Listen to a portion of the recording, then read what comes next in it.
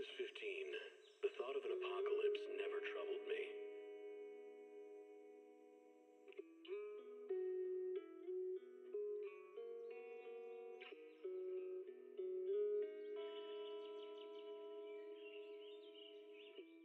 The only thing I couldn't give up, even in the face of the world's end,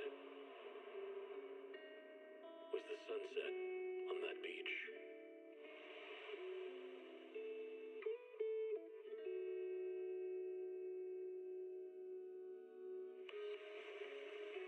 Watching the sun gently slide into the water's embrace, or fireworks dancing on the canvas of the night sky.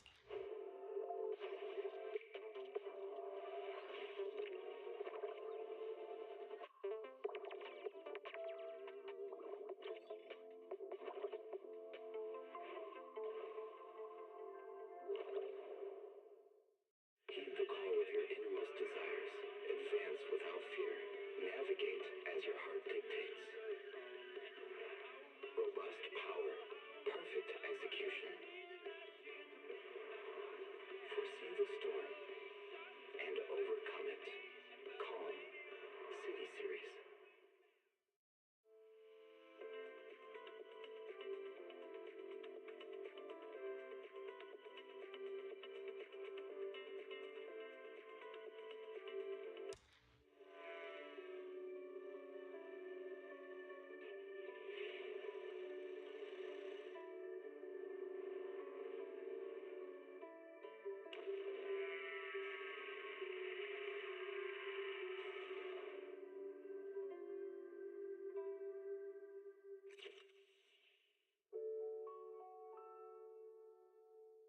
Energizing combo sets. Hearty noodle bowls.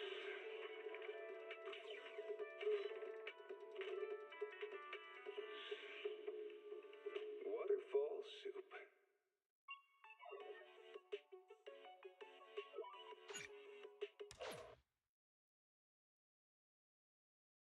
Heed the call of your innermost desires. Advance without fear. Navigate as your heart dictates. Robust power. Perfect execution. Starry night. Starry night. A loving mother. A flame-eating father. Look up.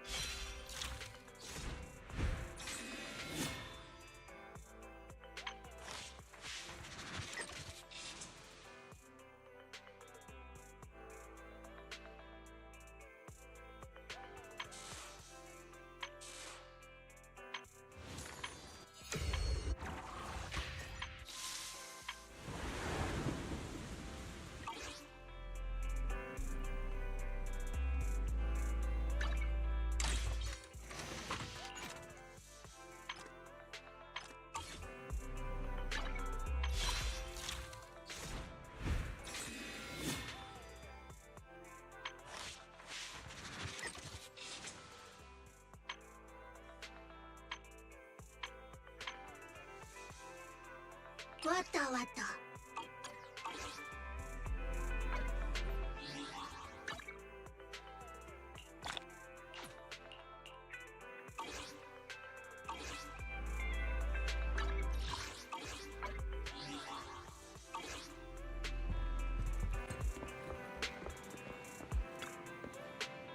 Wata wata.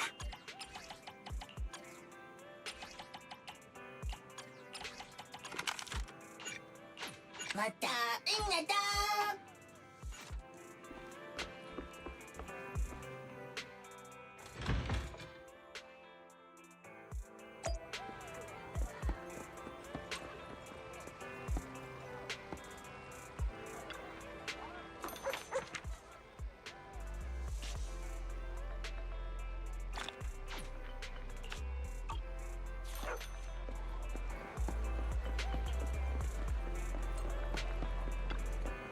Nothing beats caffeine on a lazy afternoon.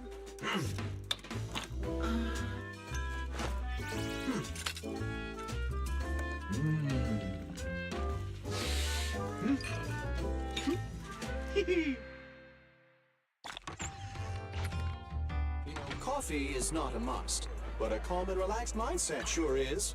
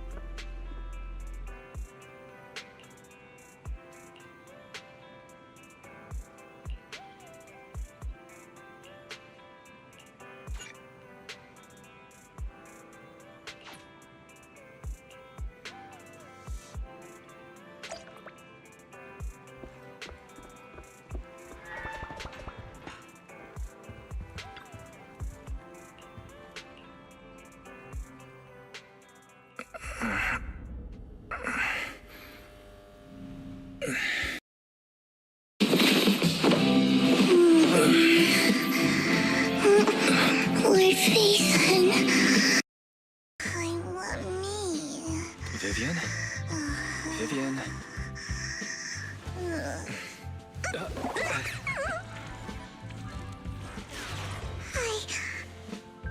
I didn't disturb your sleep, did I?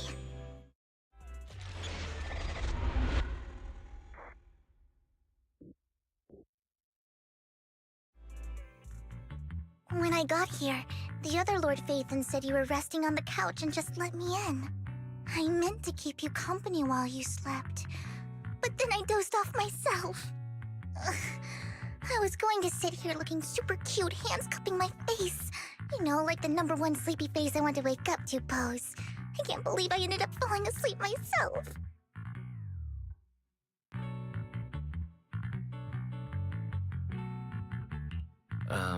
Vivian, are you sure you're awake? That sounded like sleep talk. I'm sure sleeping in that position couldn't have been comfortable either. No, Lord Faison. I was just worried that I had disturbed your rest. Just being able to see you sleeping peacefully is already the highlight of my day. No, my entire month. Though it is a bit late, but... Good morning, Lord Faison. You're here super early today, Vivian. Is there something urgent? Mockingbird's death has stirred up quite the storm. I took some time to gather intel. It seems someone deliberately leaked the story that Hugo is an illegitimate child of the Ravenlock family, but I haven't found the source yet. Could it be Hugo's uncle, Hartman? Maybe he's trying to turn people against Hugo and Mockingbird by playing the illegitimate child card. I suspected that too. He could be using Hugo's background to make people believe Mockingbird is just another Top's pawn. To the upper class, Mockingbird may be insignificant, but it has a loyal following among regular folks. But after some digging, I was surprised to find that the public isn't turning on Hugo. They're actually starting to see him in a better light. Some people feel bad for him, some relate to his struggles, and Hartman's the one getting all the heat. Public outcry against Hartman is growing, with many believing he murdered Hugo for his own selfish gain. Tops is hosting an industry summit this week, a responsibility usually handled by the Ravenlocks. But my sources tell me another family has taken over this year at the last minute. If I'm not mistaken, Tops is intentionally keeping its distance from the Ravenlock family due to the current public sentiment.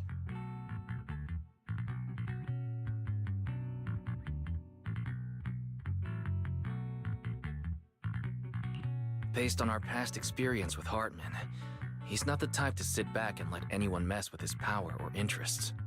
And that's what worries me. Hartman, in all likelihood, must have taken the sacrifice core. And now that he has this bargaining chip, who knows what kind of deal he'll strike with the Exaltists. Sorry for interrupting. Can I borrow Wise for a minute? Oh, no problem at all. I'm sure you have important faith in matters to discuss. Take your time. I'll just be waiting outside. Wait! Don't go outside, Oh, don't mind me, Lord Phaethon. I wanted to browse the videotapes anyway. I'll be right here. Just let me know when you're done. Thank goodness Vivian didn't walk out the main door. Lycon's been pacing around outside for like half an hour and scared off at least 5 customers. He's stressing over what he did to Hugo in front of Vivian, but he really needs to talk to us. Maybe you should go speak with him first? Sure, I'll go talk to him. At the end of the day, we're all after the same enemy. As proxies, we should become the bridge between them.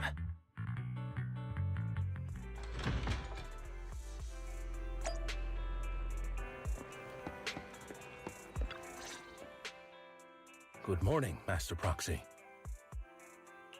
Good morning. Belle just let me know you wanted to talk to us and Vivian about something? Yes, it's an urgent request from the mayor, one that directly affects New Eridu's safety. However, before we get into the details, as a former member of Mockingbird, I'm concerned about Miss Vivian.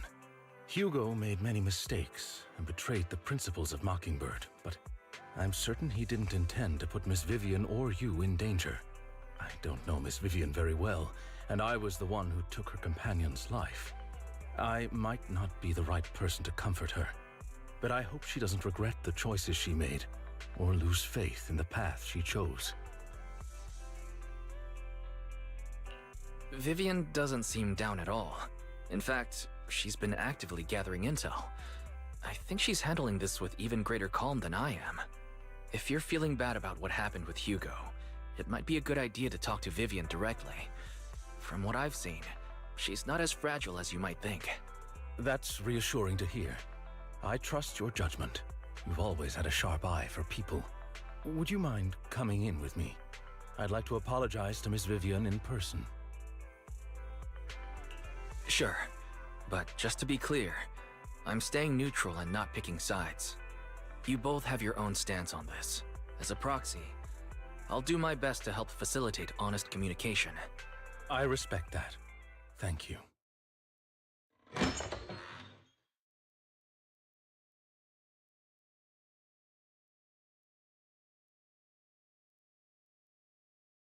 Miss Vivian, I'm very sorry about Hugo.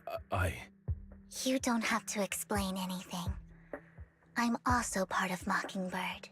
Mockingbird stands on more than just gain, so it won't fall when fortunes shift. Hugo had his fixations and ambitions. I also have things I must see through. I'm determined to get to the bottom of the Exaltists and the sacrifices. Miss Vivian, as a former member of Mockingbird, you have my deepest respect. You have my word, whatever comes next. I would never harm you or Master Proxy. As for Hugo, please accept my condolences. Condolences? That's not necessary.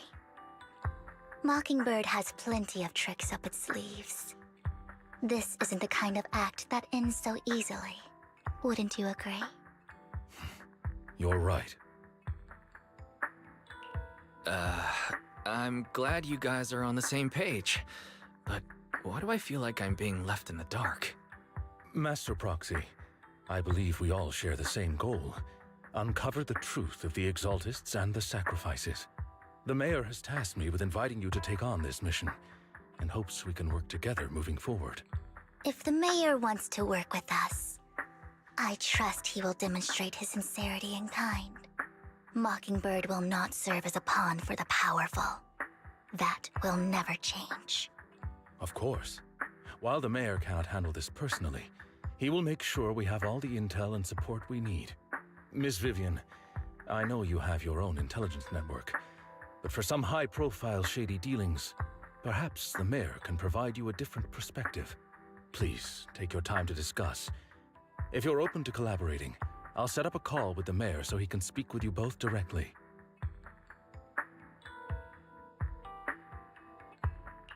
Belle, Vivian, and I need to think this through carefully with everything at stake. It's not a decision we can make lightly. Of course, I completely understand. When you've made up your minds, you can find me at the Ballet Twins.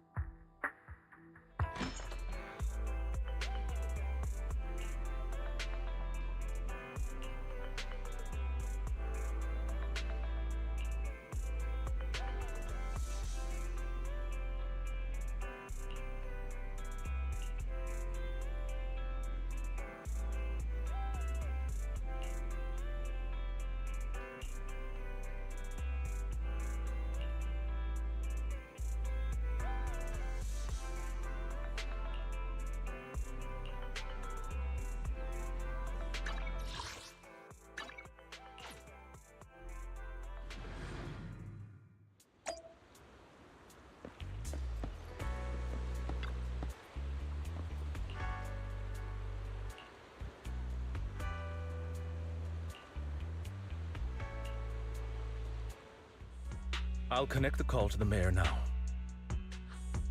My dear friends, I'm glad you're willing to keep working with me. I'm truly sorry about what happened to Mr. Hugo Vlad. I didn't anticipate things would turn out this way. As mayor, I can't fully condone Mockingbird's actions, but personally, I had a lot of respect for Mr. Hugo Vlad. I looked further into Bringer's map. The sacrifices were created by an exaltist named Landon, who was active in Janus Quarter. Mr. Landon passed away in an accident a few years ago. Before he died, he was researching sacrifices and was said to have created a batch of serum that could turn living people into sacrifices. The problem was, the serum wasn't stable, and after his death, the recipe was lost. No one knows what happened to the exaltist in Janus Quarter back then. But it's clear that after the leader died, there haven't been major exaltist activities in the area. Bringer's map marks the locations where the exaltists' most successful attempts at creating sacrifices were.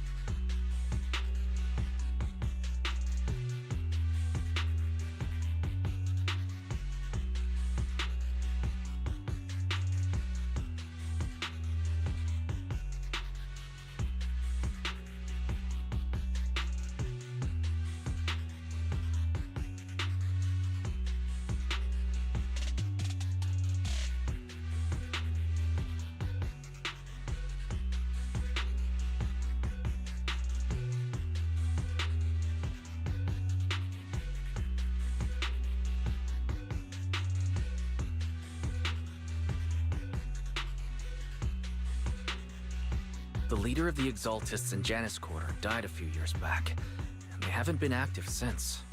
Could it be that Hartman was just acting on his own? Unfortunately, that's not the case. My sources confirmed that Hartman had been secretly in contact with someone, and they only meet inside the Hollow.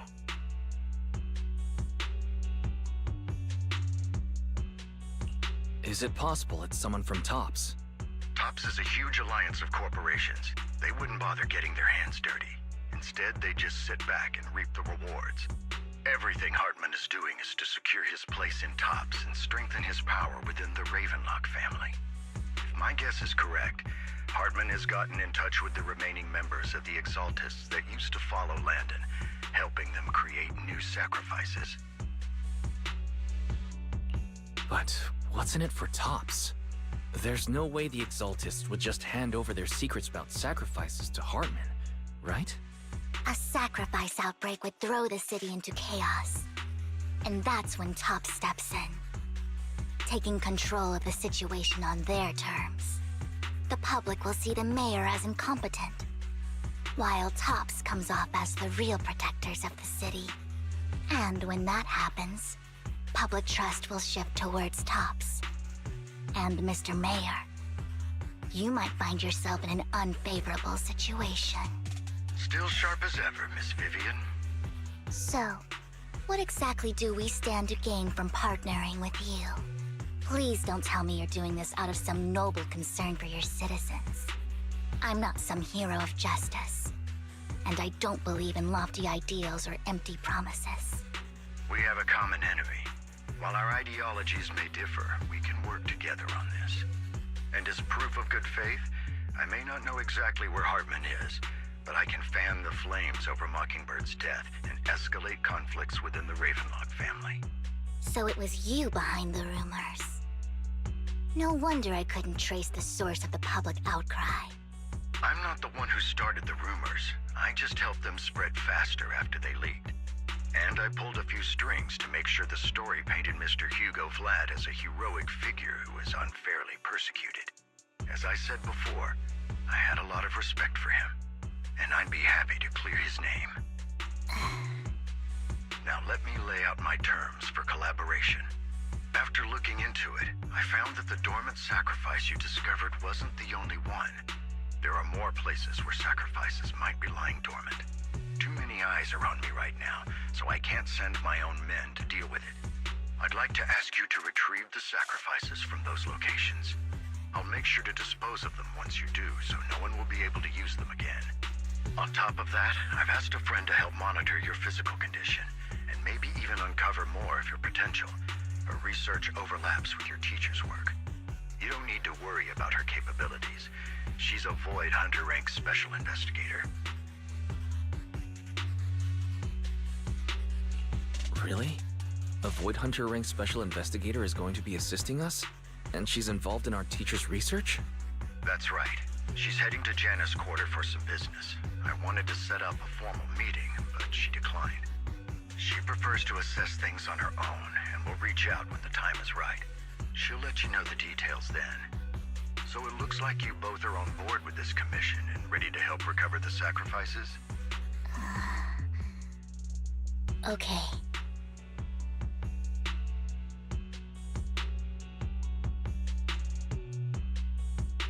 This affects a lot of ordinary people in New Eridu. We'll do our best. I know you won't let me down. Given our positions, we might not be friends, but we're definitely not enemies. I'll leave the rest to you then. I've got to go. Goodbye.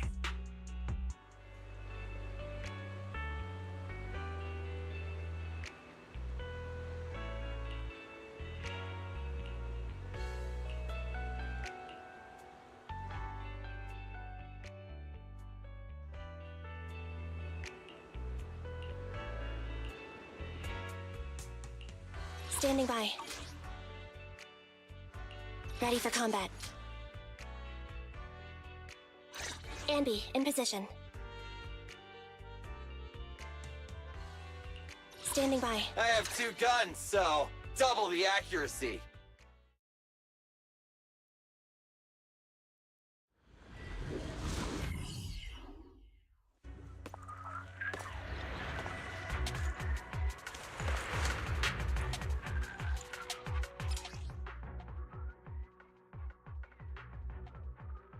Lord Phaethon, thank you for trusting Mocking.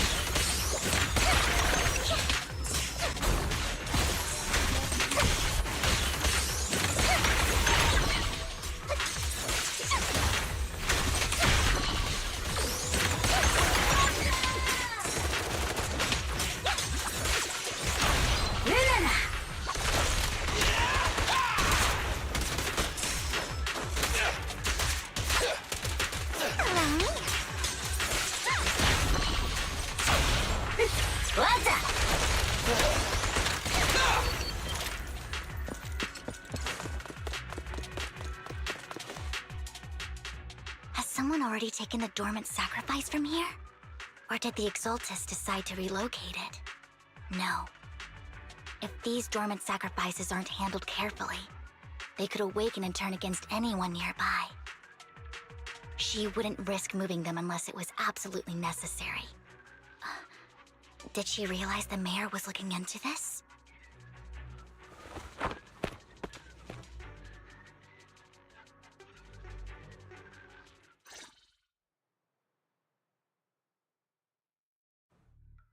Did Hartman just make up this intel to get a shot working with us at Tops? I've been walking around forever and haven't found a thing. The Ravenlocks have always been a shady bunch.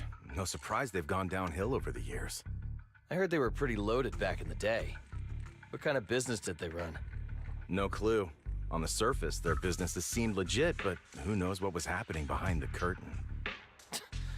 Probably something with the sacrifices. I mean, how else would he know about the dormant ones left around here for years? And he was so sure that even if those original sacrifices didn't work out, he had a backup plan. Backup plan? What could that be? Well, that's beyond me. I just happened to overhear something while I was next to Mr. Edmund one day. What's Tops planning to do with all these sacrifices, huh? For research? Do you think we'll ever have a normal life in the Hollows? Don't ask questions you shouldn't be asking. All right. There's nothing here anyway. Let's leave the Hollow and report back on what we found. And we'll make it just in time to clock out for the fieldwork shift. Let's get out of here first.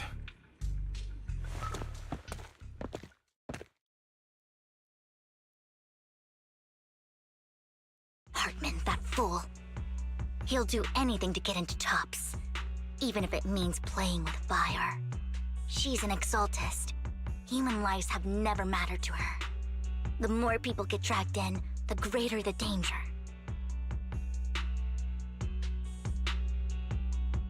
Vivian, you seem a bit frazzled. Who's this she you keep bringing up? I apologize for losing my composure. Please don't mind me. The she I'm referring to is with the Exaltists. Someone I have a history with. That's why the moment I heard about the sacrifices, I felt compelled to uncover the truth. I never meant to hide anything from you. It's just that, for me, the Exaltists bring back painful memories. And I'm not ready to face them yet. So, Lord Phaethon, please give me a little more time. Once I've gathered my thoughts, I promise I'll tell you everything.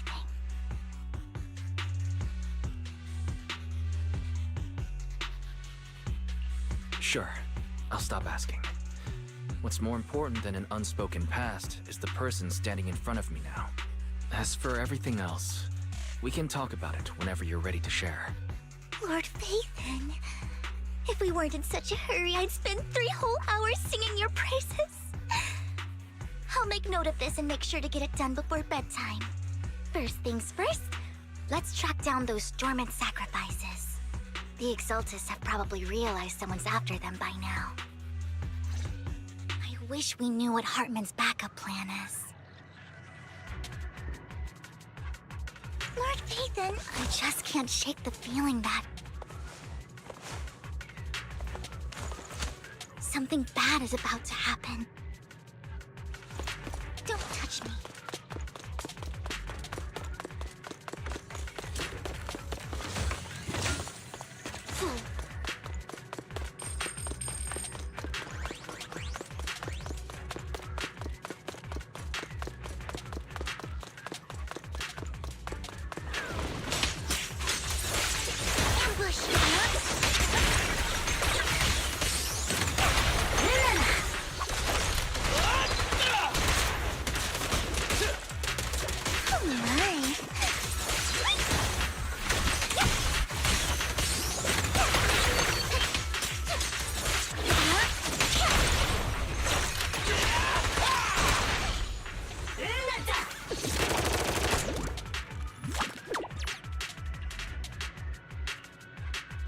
Hugo may have done terrible things, but he had his reasons.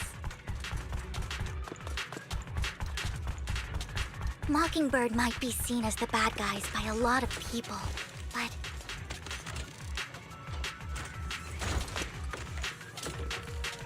ironically, joining Mockingbird is what put me on the right path.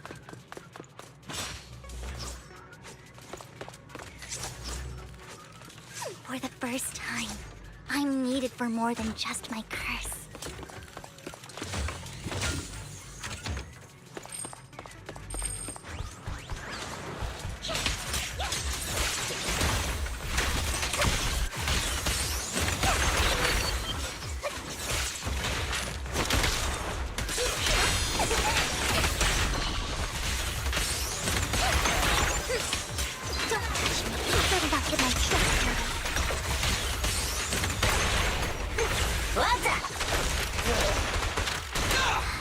Nothing here either.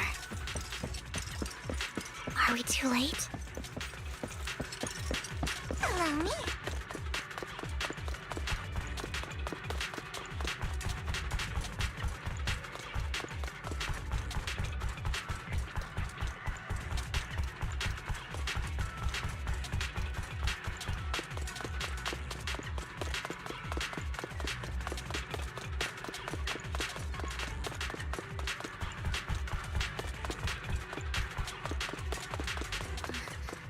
There's some...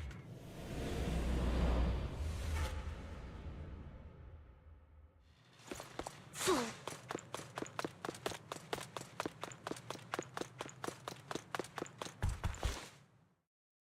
I knew it was you, Vivian.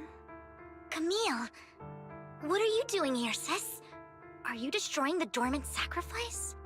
Vivian, don't call me sis. I'm not your sister. Are you trying to stop the Exaltists? I never left the Exaltists. You know what Landon did back then! Lord Landon did it for the Creator. His methods may have been extreme, but they were necessary. Back then, you walked away. You should do the same now. We didn't meet today. Take your friends and leave. What's wrong? Are you being forced into this? I can help you. Help me? Like how you helped her?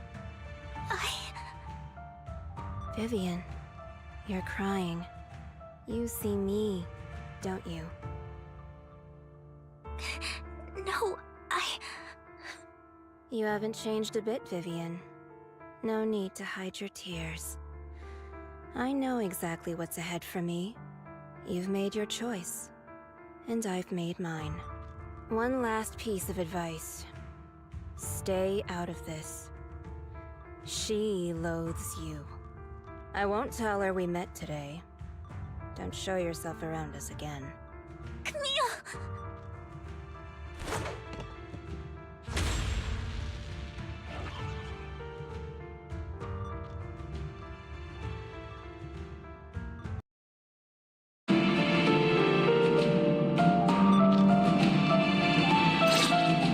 Lord Nathan, watch out! I'll tell you what that was about later. Careful! Fool. Let's take care of the ethereals first.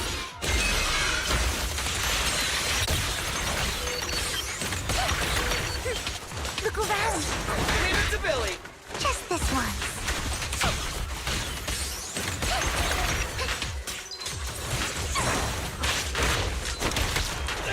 Starlight, shine bright!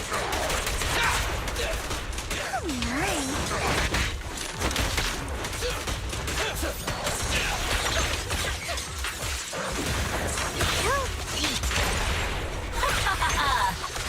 Feel the ultimate starlight! Out of my sight.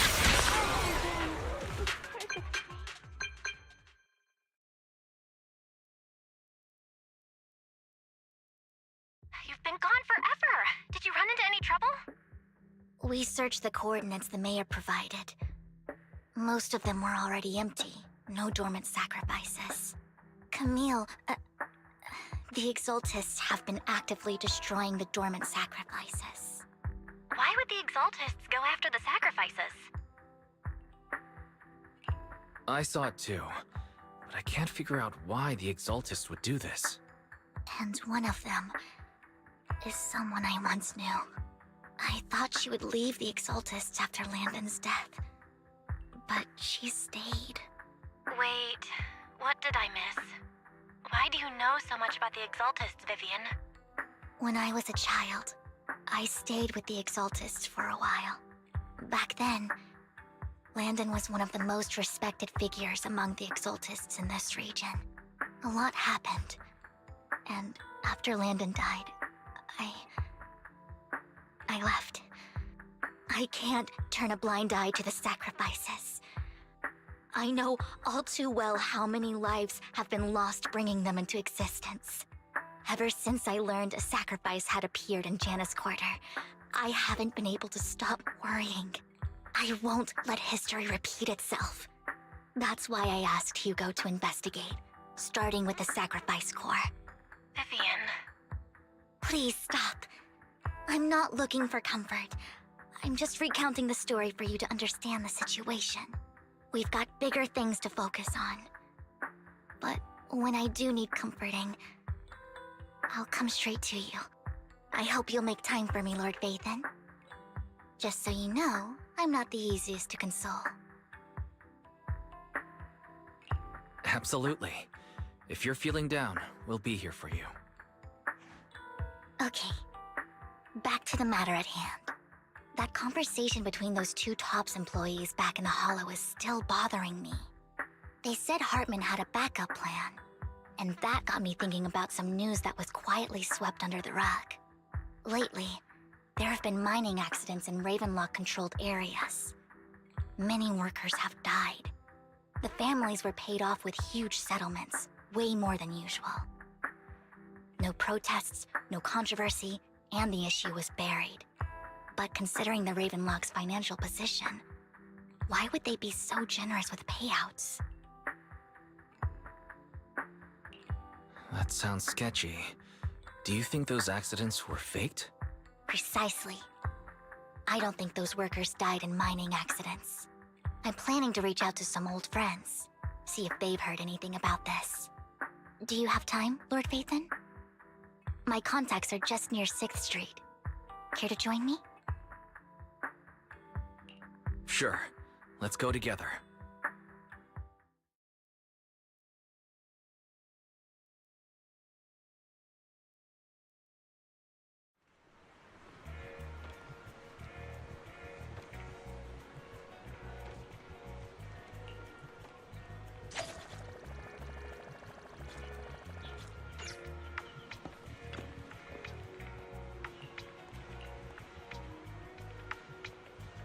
An old friend of mine said she has some new intel.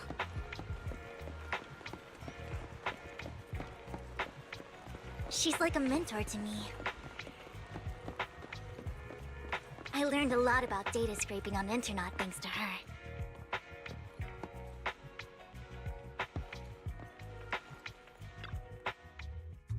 Rain! Long time no see. Yeah, it's been a while. Rain?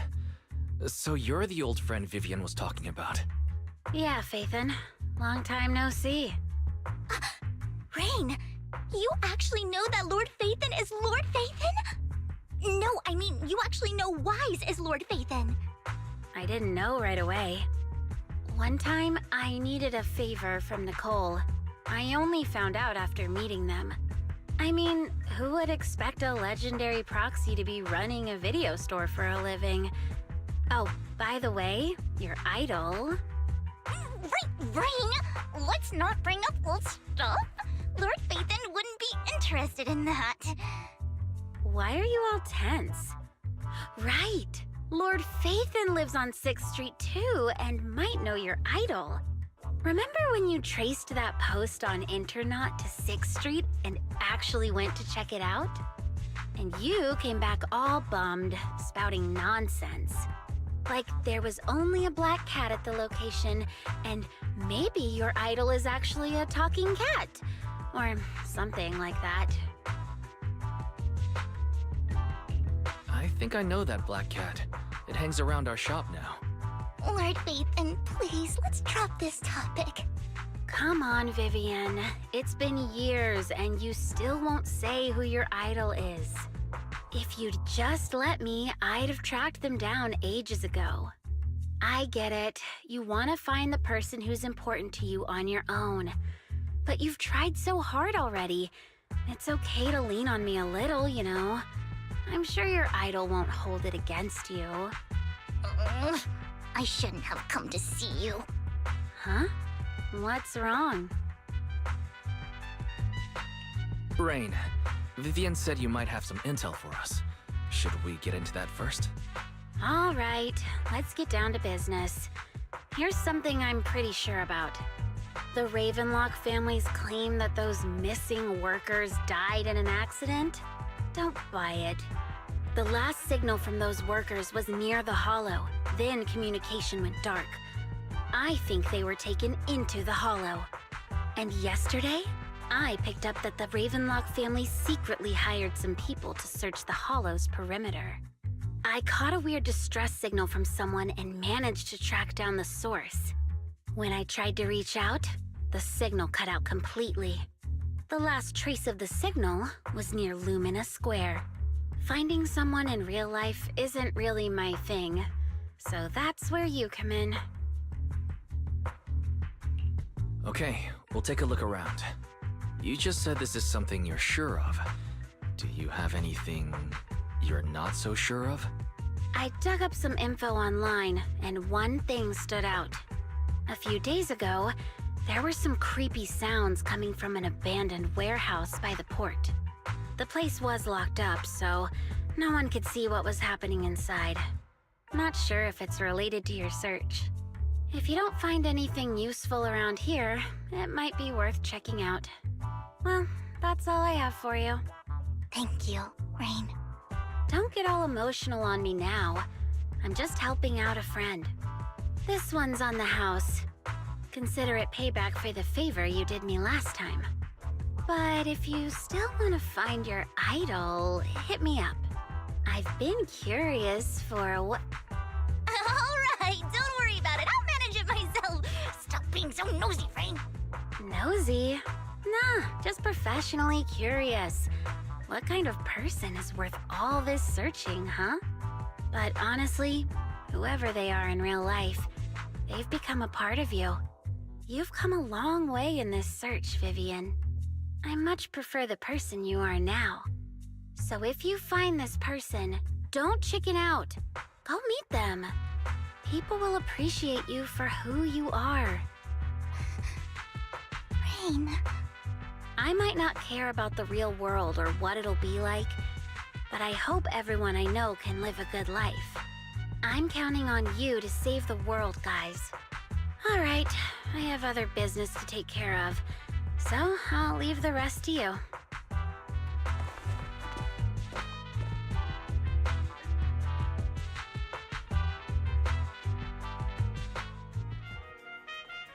Lord Bathan, please pay no mind to what Rain said.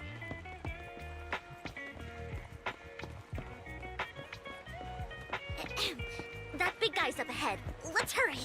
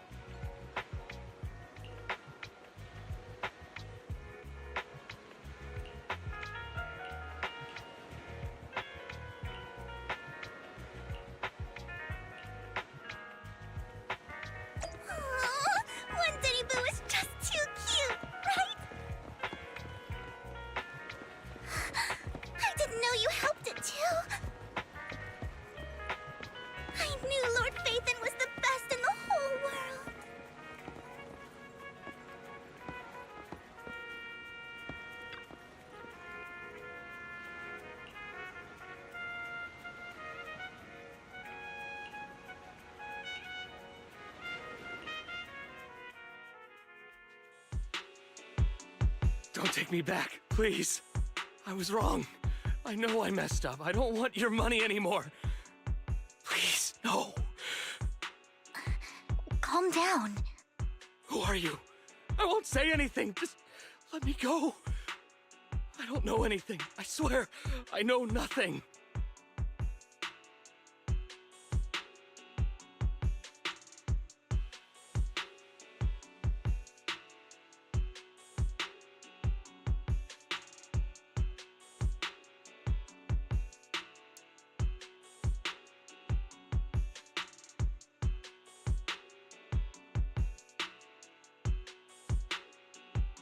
We are not PubSec, the HIA, or the Ravenlock family.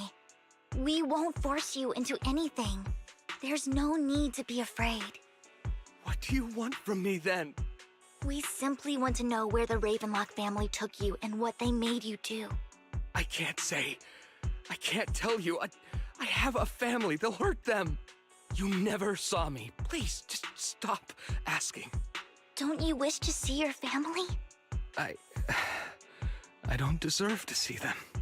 It's my fault. I was greedy. I did this to myself. But your family must miss you dearly. I'm sure they won't blame you. No, it's my fault. It's all on me. I don't want to drag them into this. If the whole ship is sinking, no one on board can escape. I'm just a nobody. And right now, there's nothing I can do to change anything. If you care about your family and friends, now is your chance to stop the disaster before it's too late. Even a butterfly flapping its wings can send a tsunami surging across the ocean. No one knows how this will turn out. But if you do nothing now, the only thing waiting for you at the end will be regret. We're not here to turn you in, and we won't force you to confront them. You'll be safe with us. I'll help you return to your family. But you must tell us precisely what happened. Hartman offered a huge amount of money, looking for workers to go into the hollow to guard something. The money was way too good. We all kind of figured something wasn't right. I thought it was just smuggling or guarding some kind of illegal ether resources, so I signed up. After we sent in our applications, Hartman's men took us into the hollow. The first place we went, there was a strange box. When we got there, they handed us some pills, saying they'd improve our aptitude for ether, for us to last longer in the hollow. But after I took them, everything went fuzzy. Something was definitely off about those pills. When I woke up, I saw my coworkers dead in front of me. And there was blood all over my hands. They said something about me being a good experiment, moved me somewhere else, and locked me up. They wanted to inject me with something. I got scared and didn't know what was gonna happen. But then a blonde guy found me, gave me a carrot, and let me go. So I escaped. I didn't want to kill anyone. I don't know. It wasn't your fault that your coworkers died. You were just a tool in their hands. Do you remember the place they first took you? Do you know what was in that box? I only remember the first place was like a rooftop. I think it was on top of a tall building. What exactly was in that box? I can't remember. I'm not lying. Those pills they gave us, they make you hallucinate. I took just one and my mind felt like it wasn't my own. My memories turned into a blur. I'm telling the truth. I'm not trying to run from my mistakes. I just really can't remember what happened. I know you're not lying. We'll arrange for your protection. You can rest easy and recover, and your family won't be dragged into this. Once this is all over, you will be able to reunite with them.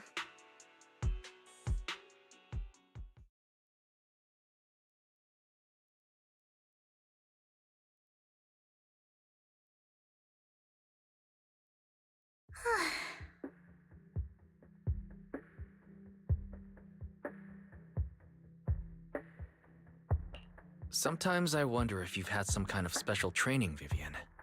No matter who you're up against, you seem to analyze the pros and cons and make a judgment in no time. Actually, I wasn't always like this. I used to run away when things got tough. There was even a point where I just wanted to disappear. As if my very existence was the source of suffering. I wondered. Perhaps leaving it all behind could put an end to the pain.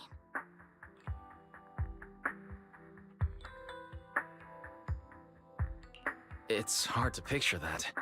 My first impression of you was pretty, assertive. Well, I was on a mission at the auction when we first met. And just as Rain said, I've come a long way from who I used to be. Speaking of Rain, it's quite a coincidence that you two know each other and are actually close. You even know one Denny Boo. That surprised me. We might have crossed paths without even realizing it. Enough about me. Tell me more about you, Lord Phaethon. Where have you been? And what have you experienced? Looking back, it feels like I've been through a lot lately. Belle and I even lost our Phaethon account. It's a long story, starting with how the Cunning Hares took something from the Red Fang gang.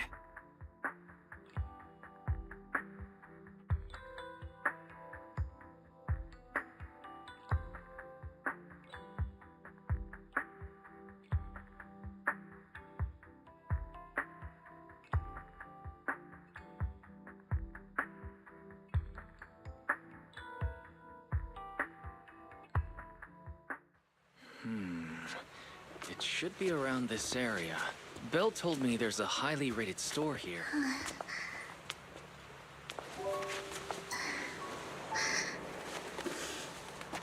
Lord Phaethon! What's wrong? I've seen that black cat on 6th Street. That harmonica in the outer ring you mentioned. I've heard it before, too. I've even been to the monument outside Hollow Zero. But none of that was a coincidence. It was me.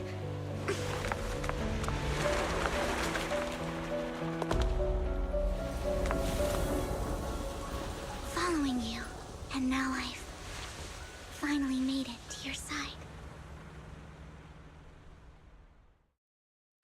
Ever since I was little, I had been seen as the bringer of bad fortune. I had traveled to many places and witnessed far too much misfortune. Every tear I shed brought disaster. I've heard too many curses to count.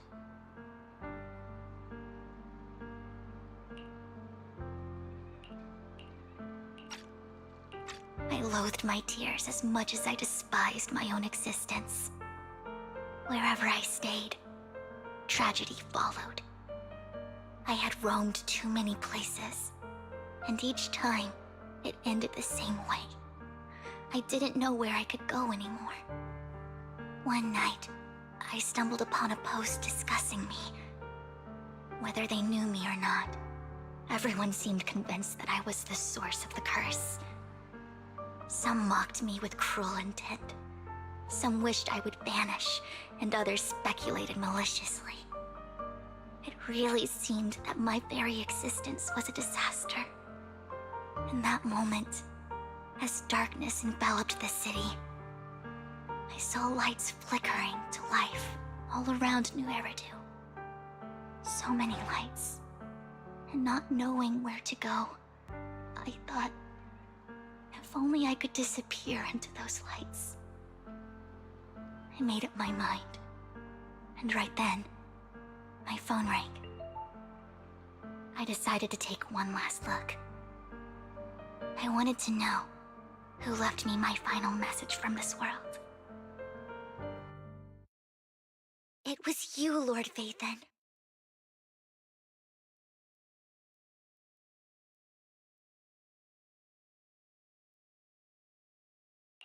Huh? Me? Yes. And I checked with the other Lord Phaethon. You were the one using the account at that time. But I know you probably don't remember it. After all, it was just an ordinary day, with an ordinary post and meaningless comments online. But for me, it was the night I finally realized where I could go. I wanted to walk the paths you had walked, see the sights you had seen. And then, one day, share it all with you, face to face.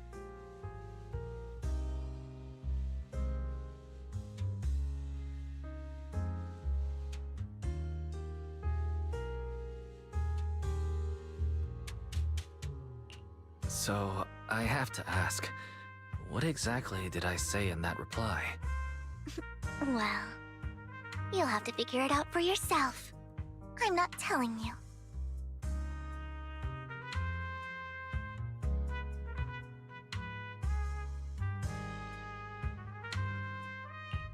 You're putting my memory to the test.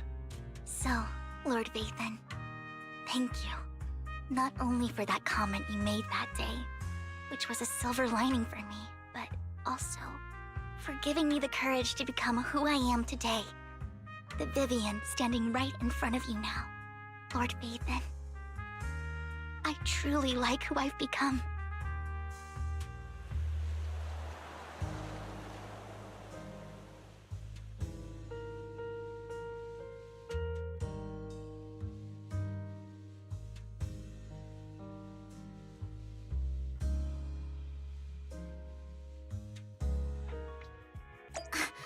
Lycon just sent a message. There's an update. Let's head back to the video store and go over the details together.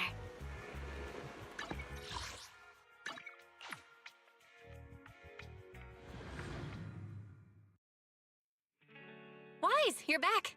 Looks like Lycon's tied up with something. He said I should just chill until you're back, and then we can talk online. I'll call him now. Master Proxy, Miss Vivian. The gentleman Rena brought back has stabilized and calmed down now. Based on his account, we've identified where Hartman is hiding the core. He also mentioned that Hartman plans to trade the core with a group of people. We suspect that this group consists of members from the Exaltists. I knew it.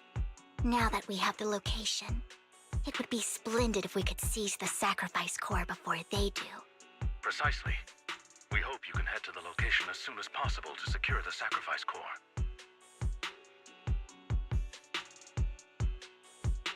All right, we'll get there right away.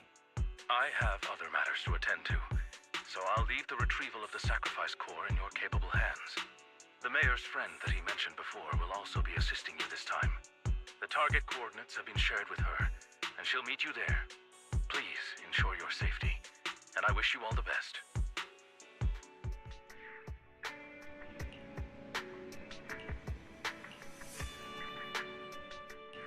Standing by.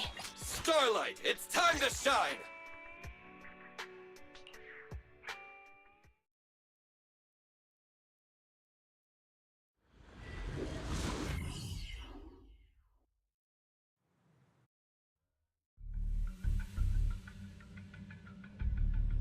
Where's the sacrifice core?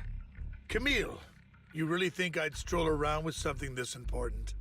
Plus, even though the Ravenlocks and the Exaltists have been working together for ages, I've hardly even met Lady Dina.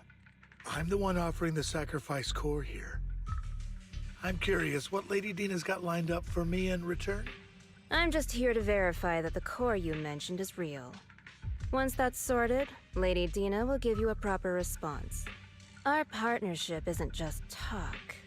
We need to be sure you have what we need before moving forward. Sure thing. I'll take you to where I keep the core. Once you verify it's legit, have Lady Dina come over.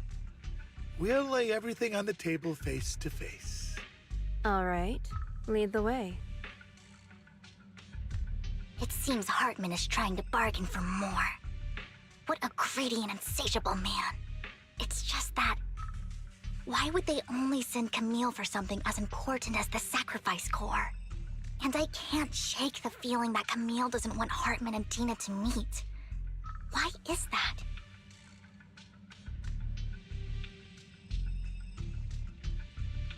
So this Dina they were talking about, is she the leader of the Exaltists? Kind of. Lord Vathan, I really think we should hurry. We must get to where Hartman keeps the core before anyone else does. I've mapped out a shorter route, but there will be ethereals along the way.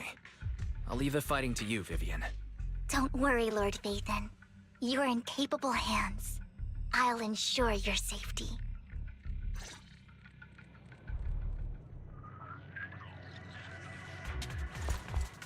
Fool. Don't touch me. Ethereal! Stay away from Lord Vathan!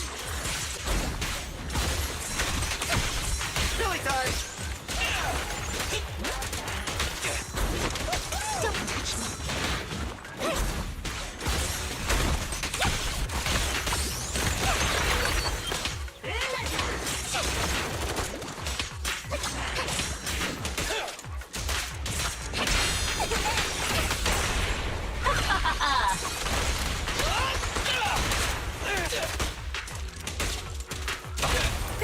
What the?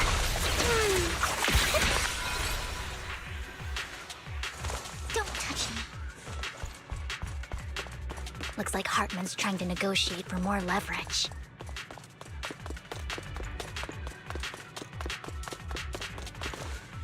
Let's get out of here before we're spotted.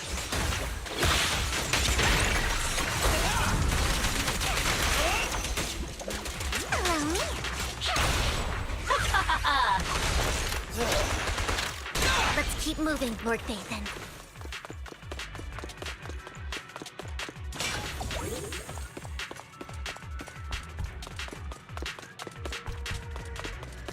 Leave the enemies to me, Lord Vathan.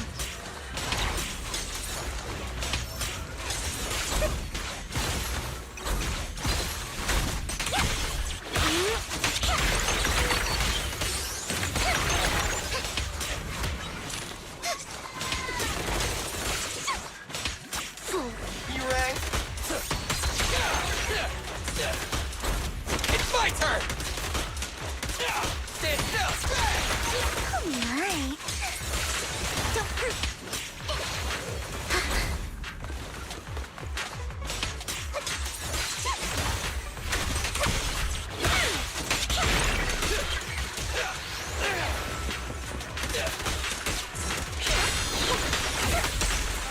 Notice me, Lord Vathan.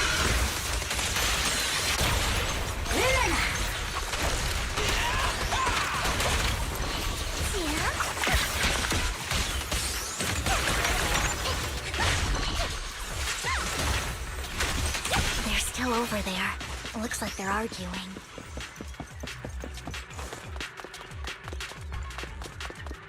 This is our chance. No matter who has the sacrifice core, Hartman or the Exaltists, it would be really dangerous.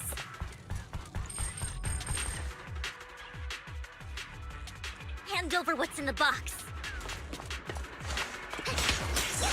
Or we do this the hard way. You sure talk big, little girl. Let's see if you can get past me. Let's hurry and secure the sacrifice core. Lord Vathan, the box is empty. So Hartman never kept the core here to begin with? How did you even find your way here? Where's the core in the box? What did you do with it? You call this keeping the sacrifice core safe?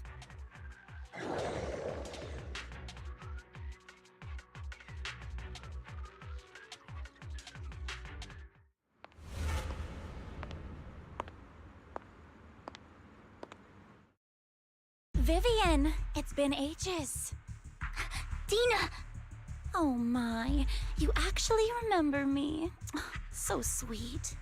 Look at you, thriving. I thought you'd totally forgotten about our past. So, tell me, do you ever dream about the people you've killed? Are they crying in your head all night? Back then, I had no idea. You had no idea? While you were soaking up all that love from your daddy and everyone else, you had no idea what was going on? I wasn't... Lady Dina, Miss Vivian didn't actually... Camille, when did I say you could meet up with Hartman today? I just wanted to make sure the sacrifice core is legit. I was worried Hartman might try to pull a fast one on us. Really? So loyal. I thought you'd be more like the old days. Just a few words from Vivian, and you'd be plotting my demise. Just like what you did with Father. I won't, Lady Dina. Don't even think about betraying me, Camille. You owe me for what went down back then. However, I do understand your worries. This core, it's fake. No way! I got this straight from Hugo! It can't be fake! How can you just claim it's fake without any proof? Ugh, seriously?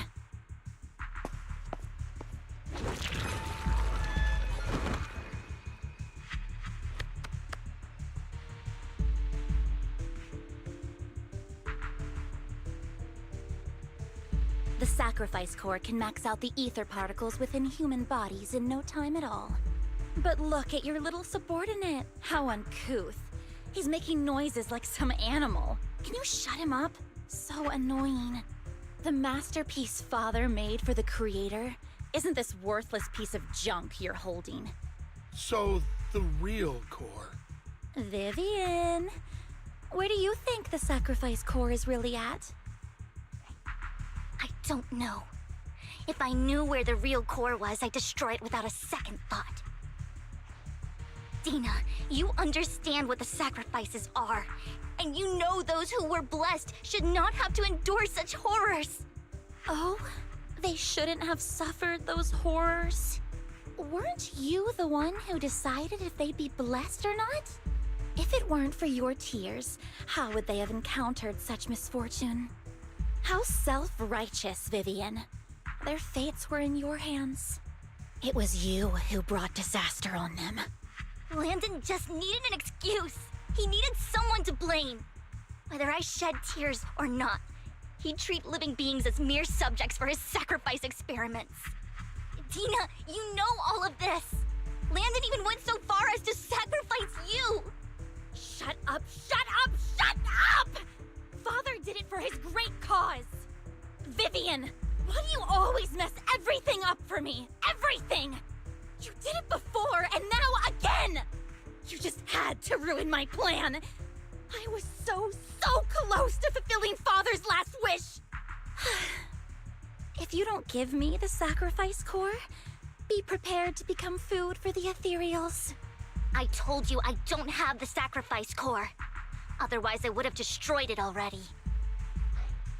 Lord Phaethon, find the right moment to retreat.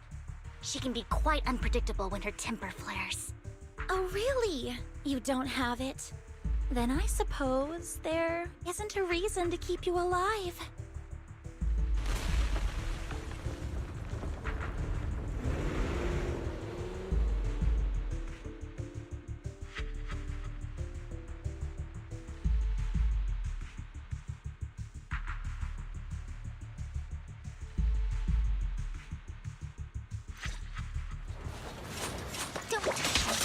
More ethereals are coming. In my sight! Cool. You rang?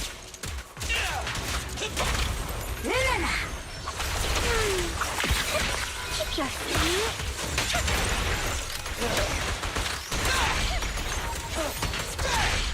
Too many. There's no chance to get out of this.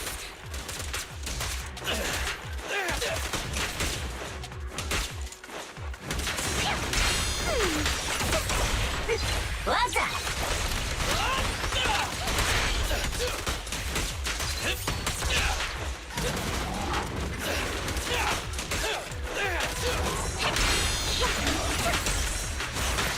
Don't worry, everyone will get their share!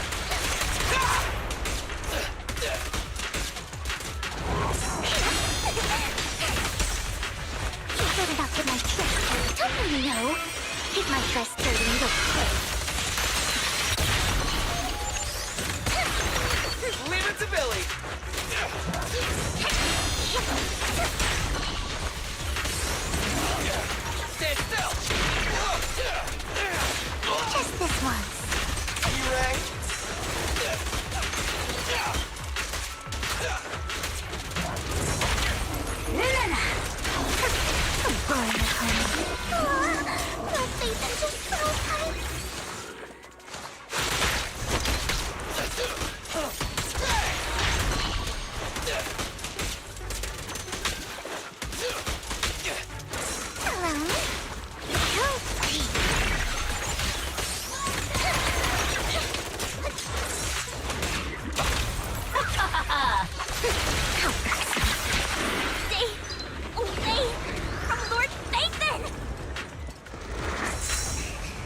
There are so many.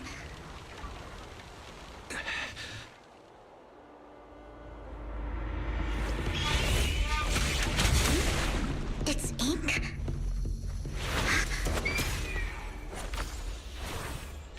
Shun Palace. Good fortune, closed gate, safety. What? An evil miasma gathers here. Another place of conflict. If you wish to avoid disaster, then head southeast.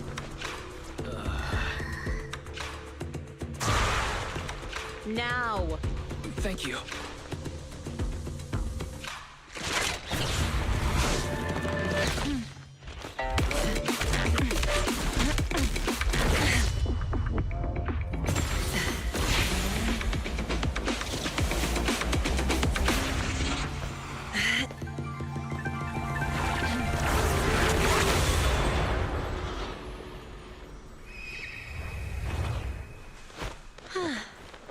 Finally, peace and quiet.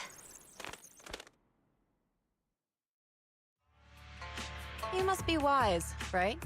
Mayflower mentioned a special partner might need my help. May I ask, who are you? I'm the 13th generation master of Yunquei Summit. You can call me Yixuan. Mayflower passed along your info, and I was curious what kind of person you are, so I came to see. At first, I thought it might be a hassle, but your energy feels really calming. Quite nice, actually. So, you're the investigator the mayor mentioned? Yes. He also asked me to be your temporary teacher and offer you a bit of guidance. Guidance? What does that mean exactly? Unfortunately, this isn't the right time or place to talk. I have some investigation work to catch up on, and it seems you've got quite a lot on your hands, so let's part ways for now. I'll find a good time to visit you soon.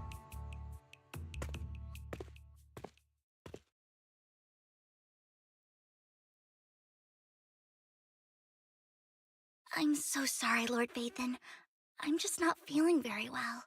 I think I'll head back for now. I'll investigate the sacrifice core and reach out once I find something.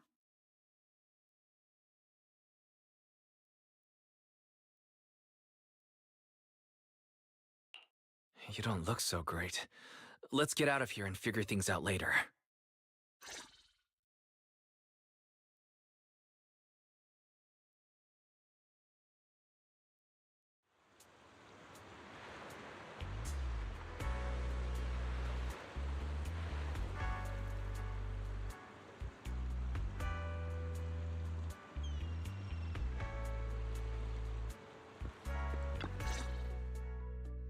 Lord Vathan, are you going to rest now?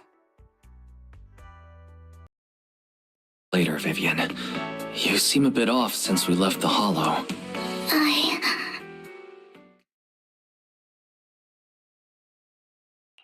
If you want to talk about what's bothering you, I'm here. Sometimes it helps to get it out. I didn't mean to keep my past from you, Lord Vathan. When I was little, people thought I brought misfortune, so no matter where I went, no one wanted me around for long. Then, one day, Landon adopted me and brought me to the Exaltists. There, I met Dina, who was so kind to me, treating me like a dear sister. She told me her father, Landon, was a great man who'd one day make everyone stop fearing the Hollows, so all life could live freely inside and outside of them. Tina helped Landon pick people for the blessing, and everyone in the Exaltists respected her greatly. those who received the blessing would have a better ether aptitude, allowing them to enter the hollow freely without fear of sudden disaster. Back then, Dina would chat with me every day, always about the Exaltists and her father. But things between us shifted when Landon asked me to step in for Dina. Landon told me I didn't only bring misfortune, and that if I listened to him, I could actually help people. After that, he'd take me to meet people, and if I shed tears, he'd give them a blessing medicine. Those who got the blessing could dodge calamities. At first, I was ecstatic, thinking I could help others. I shared my joy with Dina, but that was when she started to pull away from me. Was that blessing medicine the same sacrifice serum Bringer had? Yes, to be precise, it was an early version of the sacrifice serum. Landon's medicine wasn't stable. The medicine Landon developed could boost abilities quickly, but also sped up the development of ether corruption. In the end, most people turned into ethereals, and a few became sacrifices, losing all human consciousness. The ethereals were killed while the sacrifices were given to the higher-ups of the Exaltists. The Exaltists wanted the sacrifices to hold human consciousness, so Landon's medicine was seen as a failure, and he gradually lost influence within the Exaltists. One day, I saw Dina, and tears streamed down my face. In a bid to save his reputation, Landon decided to let his own daughter receive the blessing. I had always thought that getting the blessing was a good thing, until I saw terror in Dina's eyes that day. That evening, I broke Landon's rules for the first time, and followed him out of the Exaltist's residence. I trailed him to the Hollow, where I witnessed someone who had been blessed becoming corrupted. In the end, that person became an ethereal. Then, without hesitation, Landon killed him. Before Landon returned, I went back to the residence and snuck into his study. And there, I uncovered the truths I just told you. And just a few days later, it was time for Dina to be blessed. I wanted to save her and stop anyone else from getting deceived. So, that day, I told everyone present that Landon should be the one to receive the blessing, not Dina. At first, Landon argued, and no one believed me. But, in front of them all, I looked at him and let my tears fall.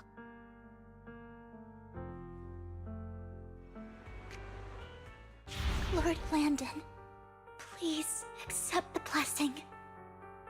Vivian, you... Why won't you accept the blessing? Were you lying to us? Ungrateful fools! You have no use anymore! Liar! Run! Run! Dina! Dina, wake up! We have to go! Vivian? What's happening? Listen to me! Lord Landon's so-called blessing isn't...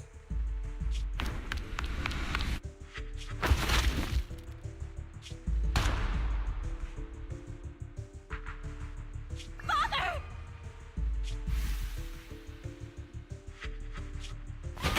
No, I was just... Mom, I want to go home. It's got nothing to do with us. This is just what happens when you don't accept the blessing. Vivian, was this you? Dina, I just didn't want you to accept the blessing. Everyone who does ends up... I just don't want to lose my father. You knew? If you knew what he's done, you... He's my father. He's all I have. Stop being self-righteous, Vivian. You only ever bring misfortune.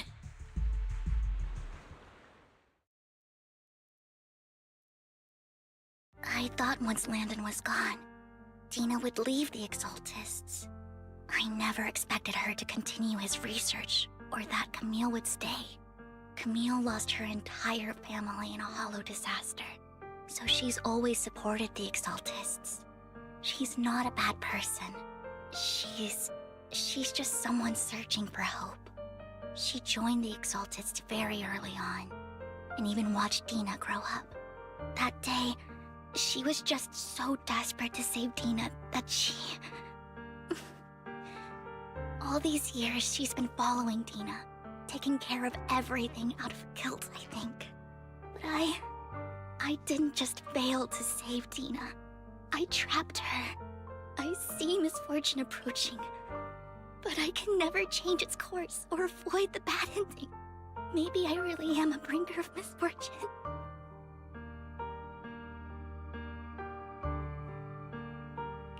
No, you're not the one causing trouble. Whatever went down with the Exaltist, it was Landon who was pulling the strings. As for Dina and Camille, they knew the truth and they made their choice. The Hollows and the disasters they caused took more than just their loved ones. Not all survivors cling to obsession and hatred like those two do. Lord Phaethon.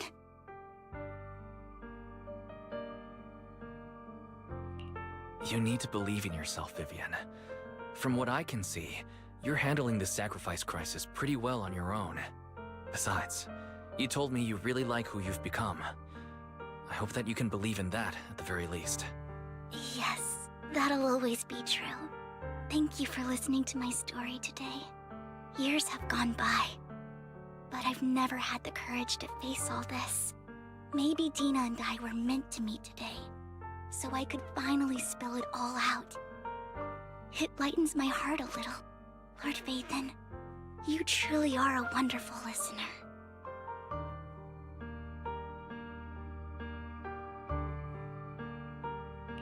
Not just today. Whenever you're feeling down, know that I'm here for you. I will. It's been such a long day. You must be exhausted. I'll track down the location of the sacrifice core and let you know what I find. Good night, Lord Phaethon.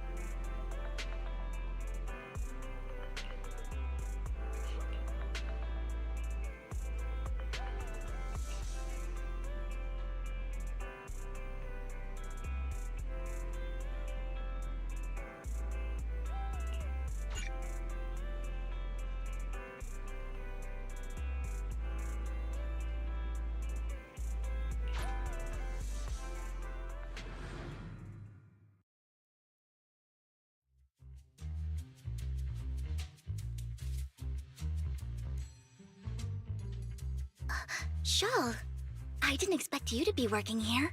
Perfect. I was just covering someone's shift. The screening here is super strict, and I was afraid the supervisor would realize I was new and subbing for someone, so I hid in the control room during the supervisor's inspection. So I happened to bump into this guy, a blonde man wearing a hat, and I think he was checking some footage. Then he logged that footage into the tape he brought. Later, I found that part of the footage had been wiped. Blonde, wearing a hat. Could it be Hugo? Do you know him? I think it's him. If it were Hugo... I think I know where he would hide the tape. Thank you, Shaw. You were a big help. Great! You also helped me a lot when I started working. I used to make mistakes all the time. If it weren't for you cleaning up my messes, I would have been fired ages ago. So I'm happy I could help you too. All right, go ahead and do what you need to do. We'll catch up another time.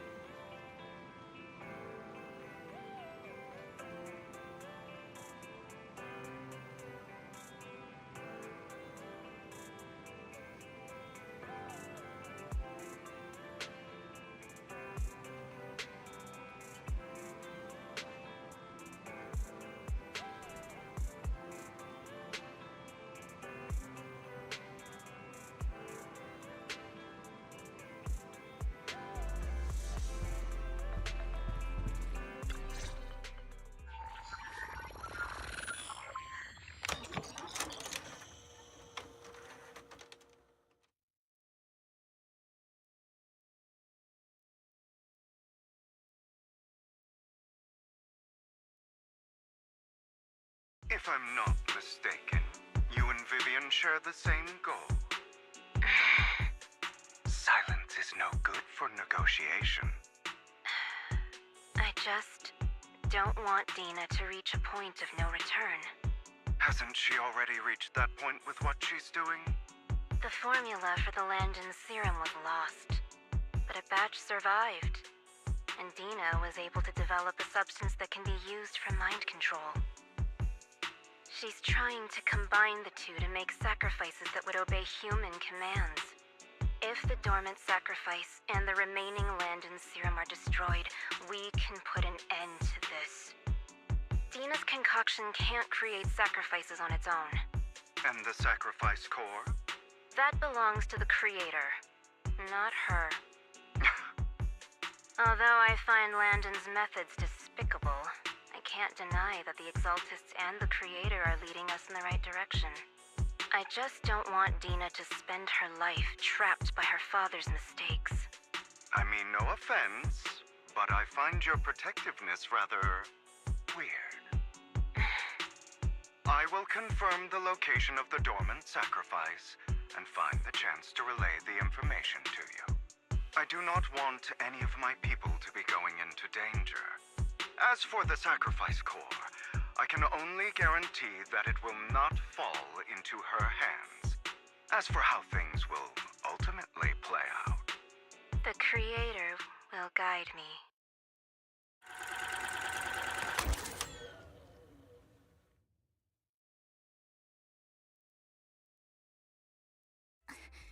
Camille was actually destroying the dormant sacrifice?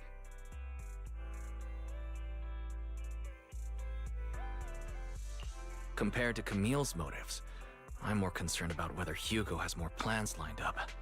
Hugo...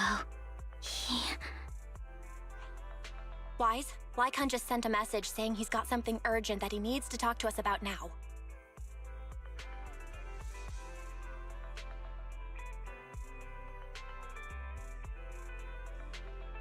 All right, let's patch him in. Master Proxy, I apologize for disturbing you. We have just learned that the Ravenlock family will host a banquet tonight. This banquet is rather special, as they're allowing members of their family to invite business partners to attend. With Hartman at the center of controversy, there are many members of the family who are eager to use this opportunity to replace him. The mayor has been spreading rumors of a young tycoon who inherited a sizable fortune and is looking to partner with a person from an old and influential family. This information has lured a young man named Burton from the Ravenlock family. So, you want me to pose as this tycoon and use Burton to infiltrate the banquet? Correct. And Hartman's study is also located within the venue. I see. Hartman's study might hold valuable information.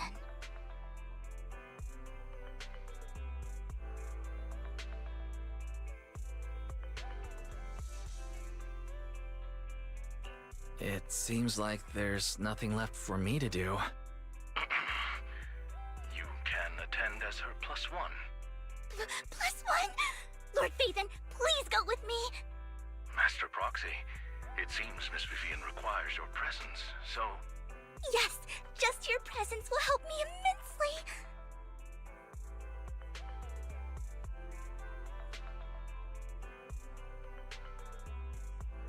Sure. If we go together, we'll be able to keep an eye out for each other. I'll accompany Vivian. I'll send you the time and place for the meeting with Burton. If you encounter any danger, please evacuate immediately or contact me for backup. I hope everything goes well for you tonight.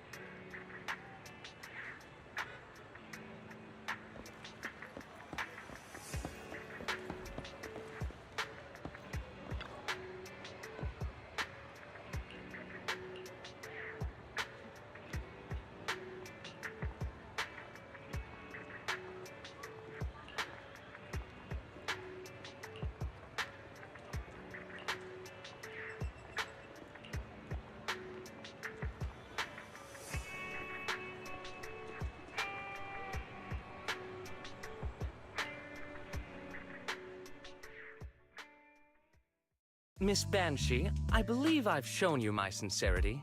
Now how about you? Sincerity? My presence here is a show of sincerity. If we're to work together, Miss Banshee, you should drop your pretentious act. I am well aware of the ways of the Ravenlock family. If I were to come empty-handed, I probably wouldn't even be able to make it out the front door tonight. Since I agreed to come with you, and even brought along my most precious companion, does that not show my deepest sincerity? No need for such an off-color joke. Our door is always open for those coming or going. We both know what's what, so let's cut the small talk. I know far more about how the Ravenlock family made their fortune than most here. I am also well aware of why Hartman, despite such a massive scandal, still remains in power. Oh? Do tell. Exaltists, blessing, sacrifice, Landon. Where would you like me to start? How did you know that? No, who are you? Don't be so tense. If I'm not mistaken, it's about time the banquet began. My companion and I are practically famished. Is this how you treat your guests? By letting them starve? Perhaps when we've had our fill, we'll remember where the sacrifice is hidden. You know where the sacrifice is? So, can we go get something to eat now? And I'm also looking forward to receiving a special dessert from you. We can discuss what you wish to know while we enjoy dessert. Of course. I wouldn't let such an important guest discuss matters on an empty stomach. As for dessert, I will prepare it myself, and I guarantee it will satisfy you. I'll come find you later. I wish you a pleasant evening.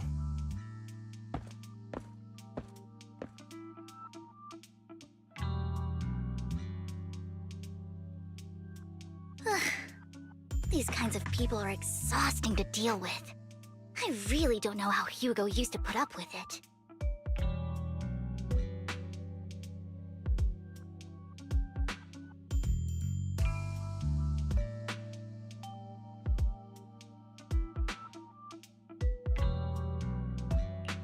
Was there a special meaning to the dessert you mentioned just now?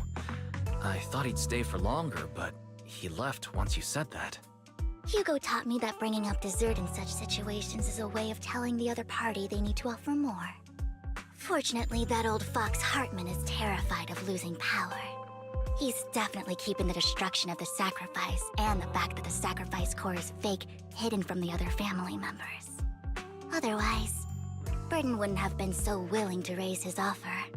Lord Phaethon, let's find Hartman's study when the banquet is at its busiest.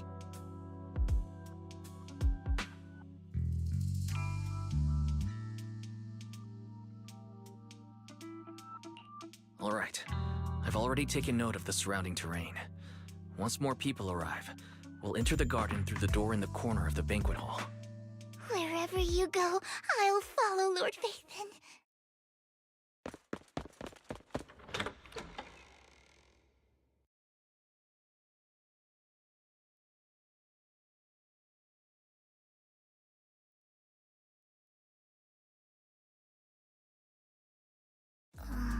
Isn't this going a bit too well?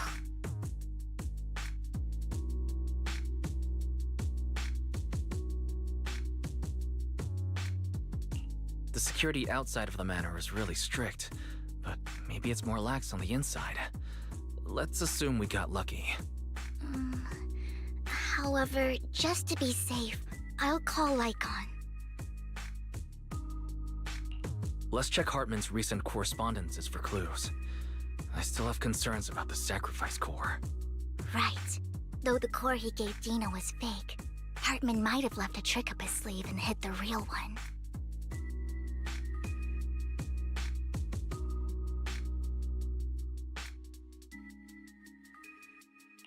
Then let's split up.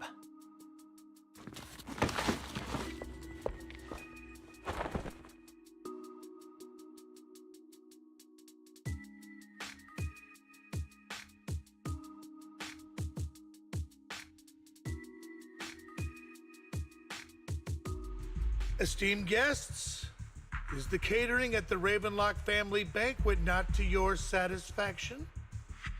So much so that these two distinguished guests felt the need to come to my humble office to scavenge for food. Don't want to come out?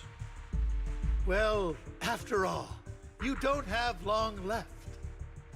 Burton, that greedy idiot, fell for the mayor's trap. But I never expected that he would bring you into my territory. I suppose I should thank him.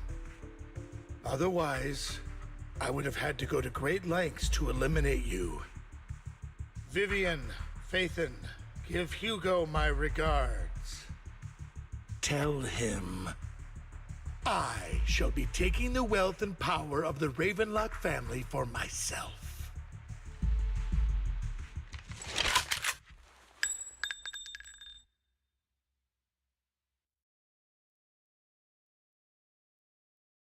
The bullet? How? Dear Uncle, why must we be so distant with one another? You can just tell me what you want to say directly. Hugo! Impossible! You're... Uncle, you must know a Ravenlock will never stop until they get what they want. Did you really think I would be defeated so soon? When I have yet to trample you into the dirt. You filthy bastard! You only know how to resort to these petty tricks! Petty tricks?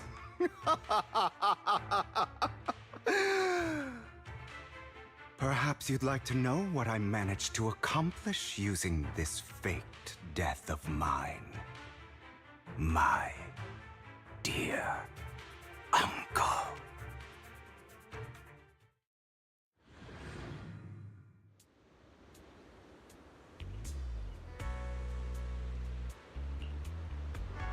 Faking my own death. Hope it's all worth the theatrics in the end. It was just to keep Hartman off my back, but maybe I went a little overboard. The manager must be pretty shaken up. I should apologize at some point.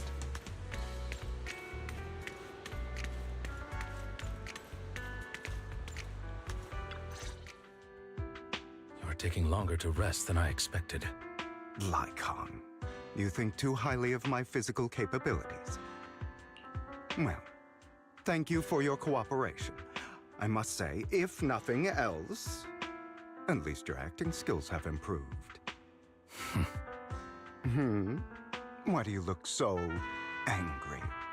You should be happy. We pulled that off together with flawless teamwork and managed to fool everyone. Drop your foolish facade. I'm glad you still remember the code we set all those years ago. And thank you for ensuring your sleight of hand didn't deteriorate. Oh, right. I should also thank the blood bag hidden in my clothes and our other props. Do you remember when we last used this trick? It was probably ages ago. Sometimes I really don't understand you. Have you never thought about what the consequences would be if I didn't understand your code? If I decided against helping you? Or if I just couldn't control my strength properly? You'd understand it. Of course, if things really did go awry, I had alternative plans. You wouldn't be so arrogant as to think I'd bet everything on you, would you? You're insane. Aw, I'm flattered. So what exactly is the purpose behind all this? Surely after going to such great lengths to erase your own existence, you don't just plan to hide here and reminisce about the past with me. Don't try to brush this off. I've already helped you enact your plan. Tell me the truth. Don't get your tail in a twist. I have more plans that require your assistance, so naturally I would not hide anything from you. Simply put, as things stand, whether as Hugo Vlad or as Mockingbird, I am doomed to die. Seems you've made quite a few enemies. As a member of the Ravenlock family, I negotiated with Edmund and managed to obtain resources from Tops for my future plans. I also confirmed what attitude they held toward your master, the Mayflower family. Meanwhile, I used my identity in Mockingbird to strike a deal with Hartman and gather information on their collaboration with the remnants of the Exaltists. That's where I got my intel on what Bringer left.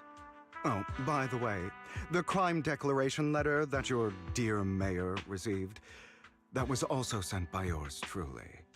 He's probably figured that out by now, right? Though I'm not sure if he told you. The mayor learned about the sacrifice attacks through his own means, but lacked an opportunity to take action. That warning letter was precisely what he needed. You aren't hopeless yet. How delightful. In short, I'm more well-informed than your lot because I get around, dealing with all these different important figures. But of course, it comes at a cost, it's only fair. After all, you can't hide the smoke from a wildfire. Rather than trying to carefully tame it and risk setting yourself alight, it's better to let it burn free. When I helped you put on your little act, killing you in front of everyone, you left the sacrifice core to Hartman. That was intentional too, then? Oh, yes. And it worked like a charm, didn't it? Now no one cares for me anymore, and all eyes are on Hartman. A perfect situation for keeping the Ravenlock family in check while dealing a cutting blow to the Exaltists behind them. Another crucial point is Vivian and Phaethon. I must sever any ties they have with me or Mockingbird. Although I feel bad for Phaethon about what happened, but it had to be done. That's the only way they would be safe, allowing the plan to continue. I noticed that you never turned your blade toward Master Proxy. So, those words you said back then were also... I will bloody my hands. I will carry the weight of my sins. I will become the Abyss. Obviously, it was all an act. My acting has always been impeccable, as you know. Hugo, you're taking such a tremendous risk. Why? Would you believe me if I said it's for justice? But unfortunately, it's not. I want revenge on the Ravenlock family. And I will make sure that despicable excuse for a human being, Hartman, suffers a slow, torturous end. Of course, I also promised Vivian that I would help her investigate the whole thing with the Exaltists. That's all. You don't look too good. Is it your wounds? No. This is the first problem I plan to resolve. Lycon, do you have a place that is sufficiently discreet, quiet, and can take a lot of damage?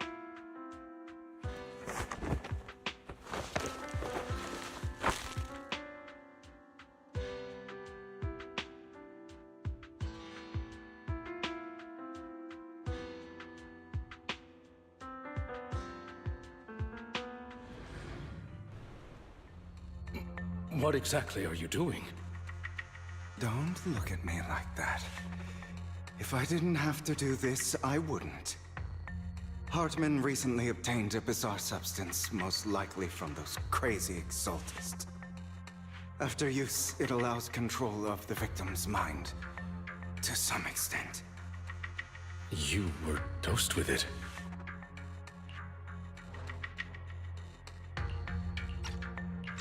To be more precise, Lycon, I deliberately allowed Hartman to put this drug in my cup to facilitate our previous collaboration.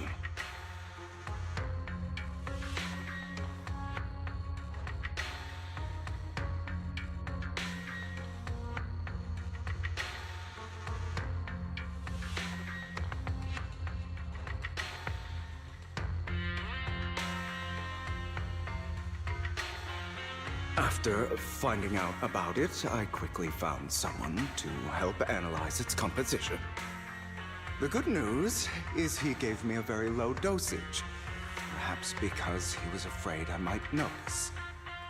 There's a different medication that can delay its onset, preventing me from actually being under his control. I simply need to put on a show in front of my dear uncle. The bad news is that currently there is no antidote. When I delay those effects, however, they will accumulate and erupt when my body reaches its limit. It may even break my mind. And that's exactly what's happening now. I need to endure those accumulated consequences. So, I will lock myself in this room for however long that takes. I've tied my limbs to prevent me from smashing this place or accidentally hurting myself. Anyway, after you leave, do not open this door, no matter what you hear. I recommend seeking professional medical assistance. This is advice I received from a doctor. Or are you saying you don't believe I can make it? So, Icon, come find me here at the scheduled time. All you need to do is smile and await my victory. What if I want to stop you? You know you won't succeed. You never have. And you never will. Well, time is short. Let's begin. I understand. Don't die, you stupid bastard.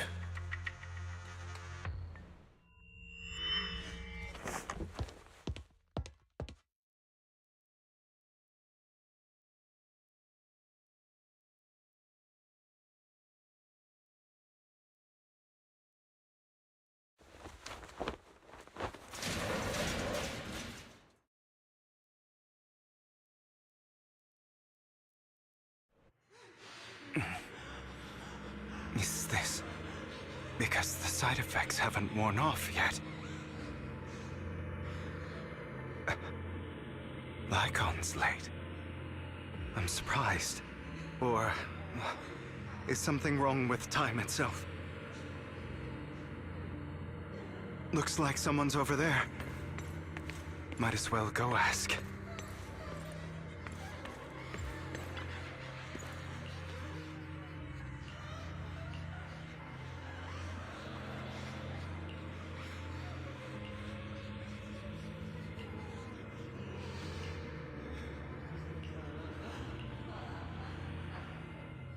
It's all your fault.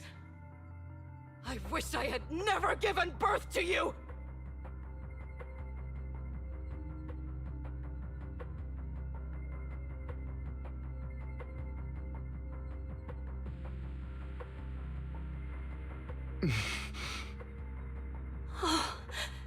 Everything will get better if you just die, right? If you die, he'll come back. We'll have another, more perfect child. One who will inherit the Ravenlock family bloodline. Then I'll be able to escape this pain. So, Hugo, for the sake of Mommy's happiness, just die, okay?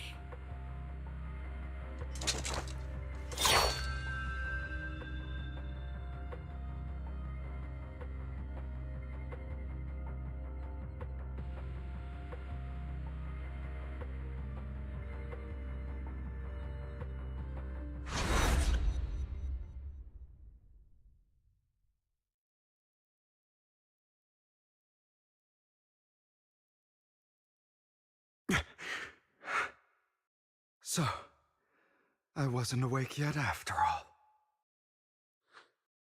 That's because you don't want to wake up again. Who are you? hidden deep within your heart, your most true self. You want to kill her, don't you? Your so-called mother. Every time she beat you without reason, when she tried to gouge out your eyes, when she sold you into that hell, laughing all the while. You wanted to be the one to end her life. Why not admit your hatred? As you are, you can hunt her down and make her pay for the living hell of a childhood she made you suffer. Yes, I hate her. I hate her because she was foolish and shallow, greedy and stupid. I hate her because she doesn't deserve to be a mother. She did everything she could to try and get into the Ravenlock family, believing she could live a life of luxury without having to do anything and never realizing she was a pawn, discarded from the very beginning. So she chose to blame me. Blame me for my heterochromia. Blame me for my very existence. But I won't kill her, because I know it won't change anything. She was incapable of loving me, just as she is incapable of loving herself. Have you been brainwashed by that dog? Keeping up the act of being some magnanimous and forgiving fool? Don't compare us.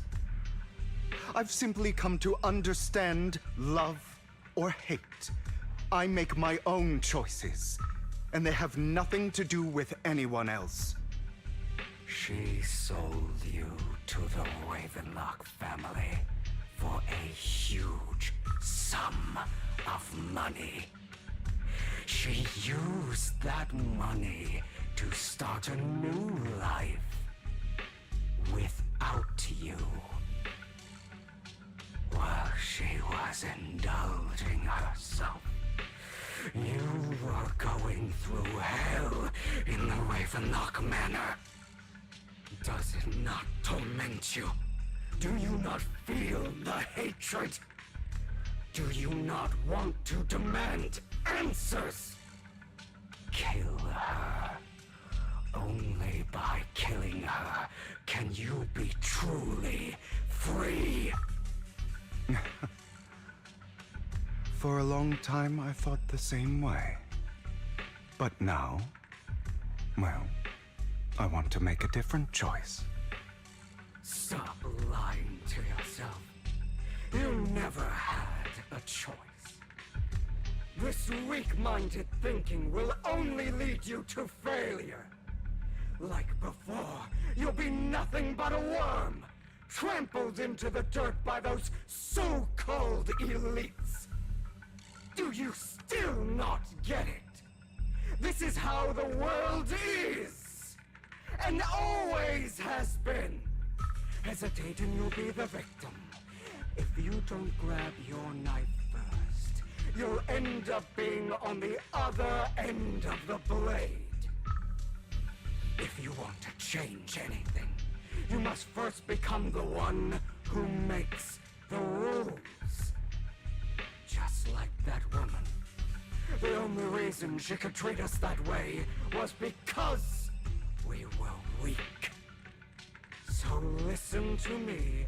Find that woman, kill her, and prove to this world your strength. It's what she deserves. Why forgive them? They don't deserve it. I'm not forgiving them. Or rather, I don't care about them. They don't even matter, at least not yet.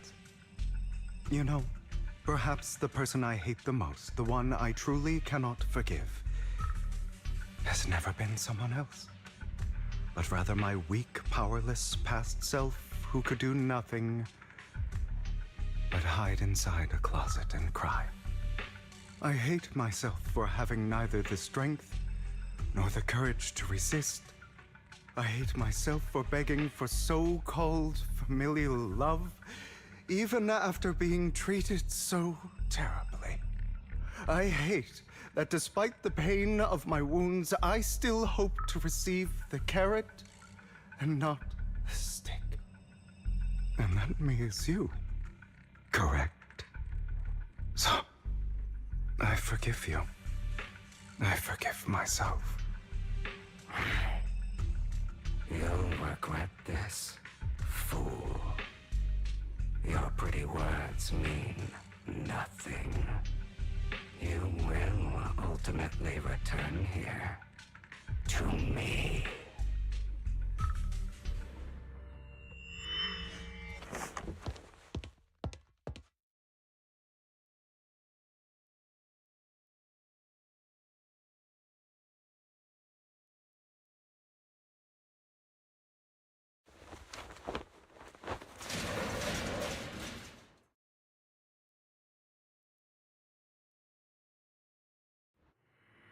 I see.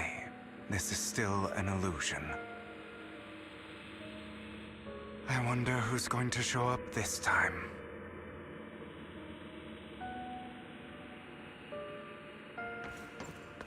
Brother! Hugo, let's play hide and seek! I'm already hiding! You'll find me, right? Like you always do! Serena.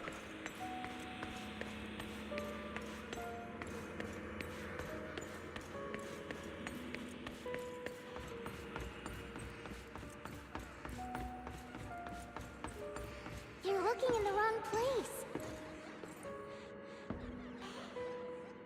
I found an even better hiding spot this time. Harder to find than any place you showed me.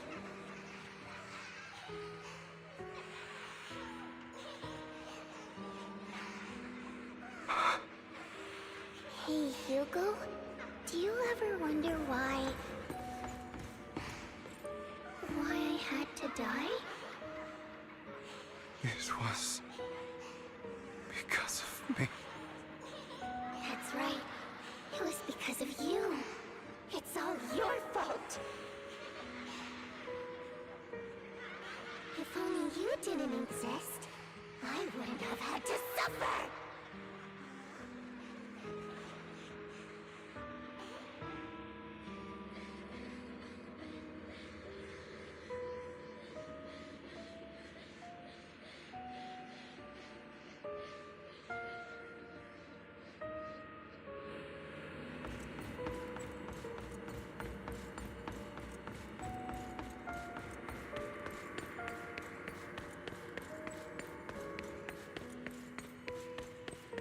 Still looking in the wrong spot. I can't believe you still haven't found me after all this time.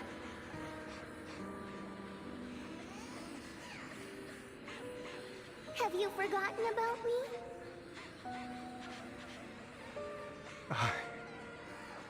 I haven't forgotten. It's okay. I'll forgive you. I'll still be nice to you, just like before.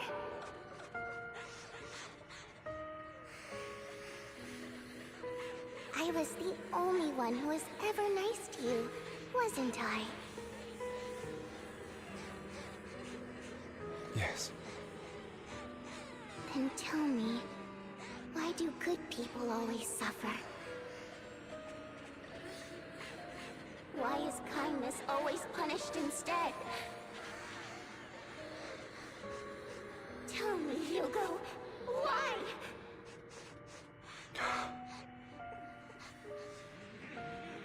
Hugo, are you lost? Go back the way you came. I left you a surprise there.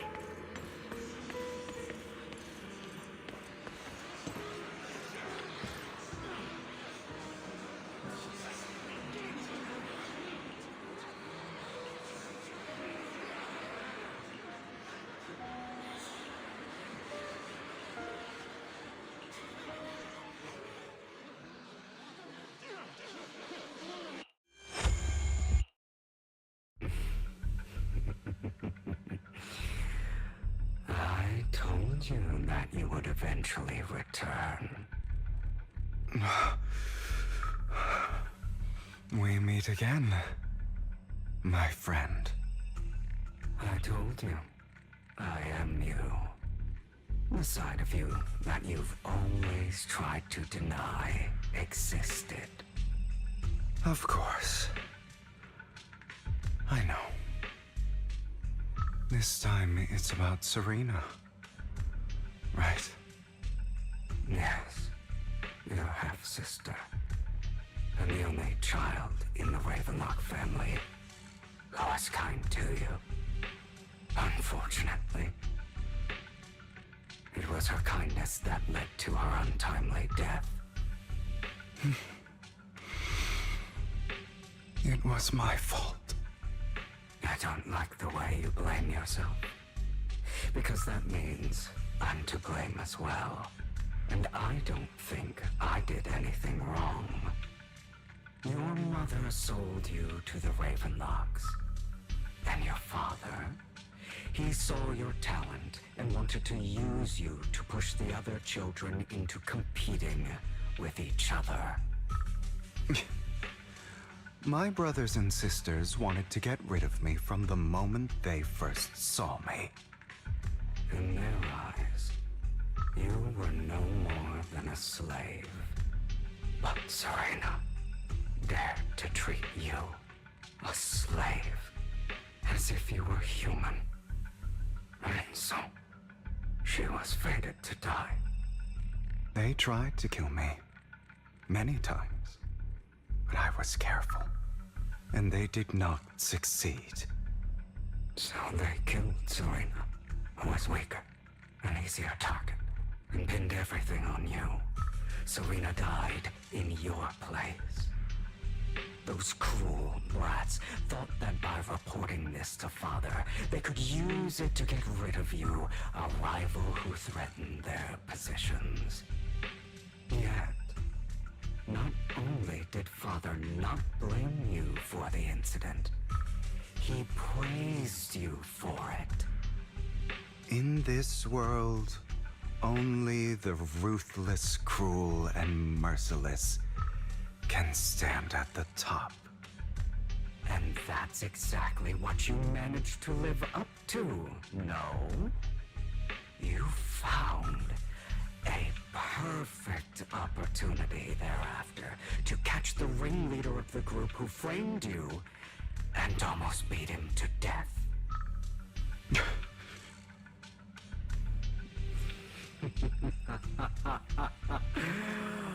Oh, you should have seen the expression on your face back then. Oh, crazed and manic with utmost delight. I don't remember that.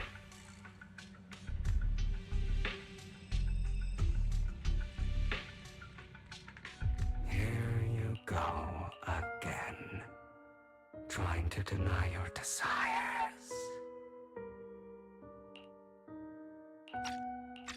Deep down inside, you've always wondered, asking yourself why these evil people never got the punishment they deserved.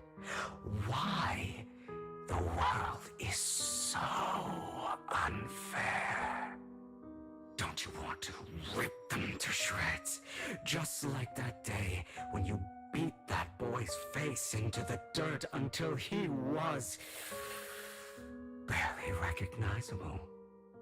His disgusting blood staining your fists. Recall your exhilaration, your cathartic release of rage, that outpour of hatred. That victory belongs to you. You deserve it. Those brothers and sisters of mine are all dead. I cannot take revenge against the long deceased. They died by Hartman's hand, dying in the power struggle to become the Ravenlock family's heir, rather than by our scythe. Boring.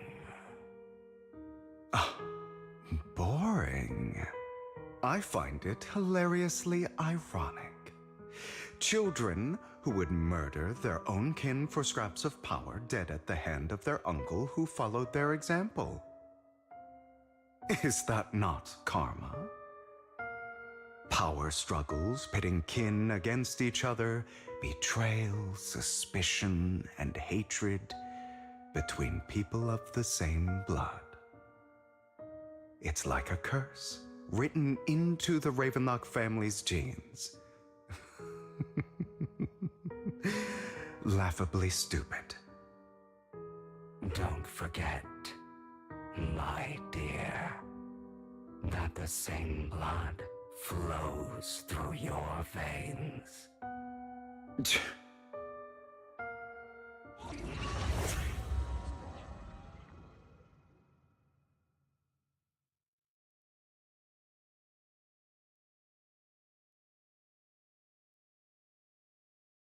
That's right, my dear nephew. No matter how much you deny it, the blood of the Ravenlock family flows through your veins. Survival of the fittest. Only the strongest deserve to live. Only the strongest deserve to rule. This is the path of success that has led the Ravenlock family to victory countless times. A blessing and a curse etched into your flesh and blood. As long as you live, you'll never escape the mark of family. You are destined to one day become someone like me, like your father.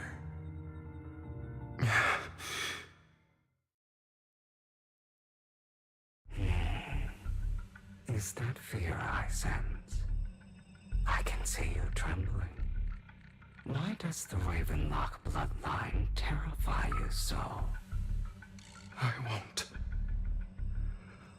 won't become like my father. Never. You won't become a failure like him. So relax.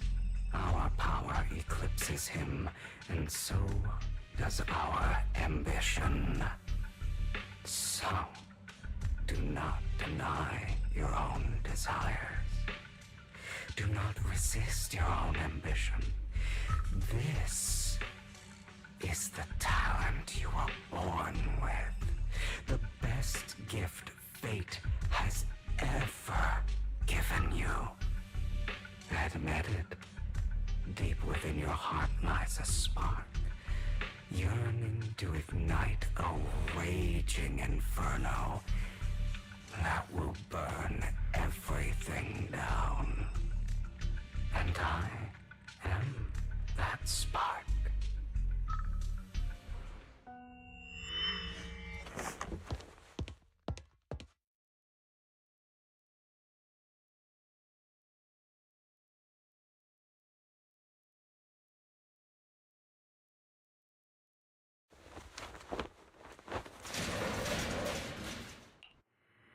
Lygon. Never thought I'd be this genuinely thankful to see you.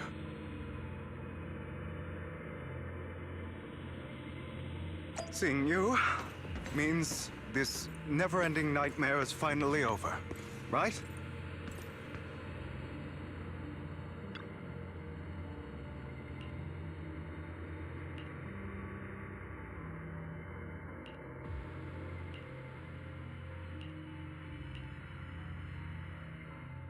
I don't want to hear something like that from you. You have no idea what that man, my father, is really like.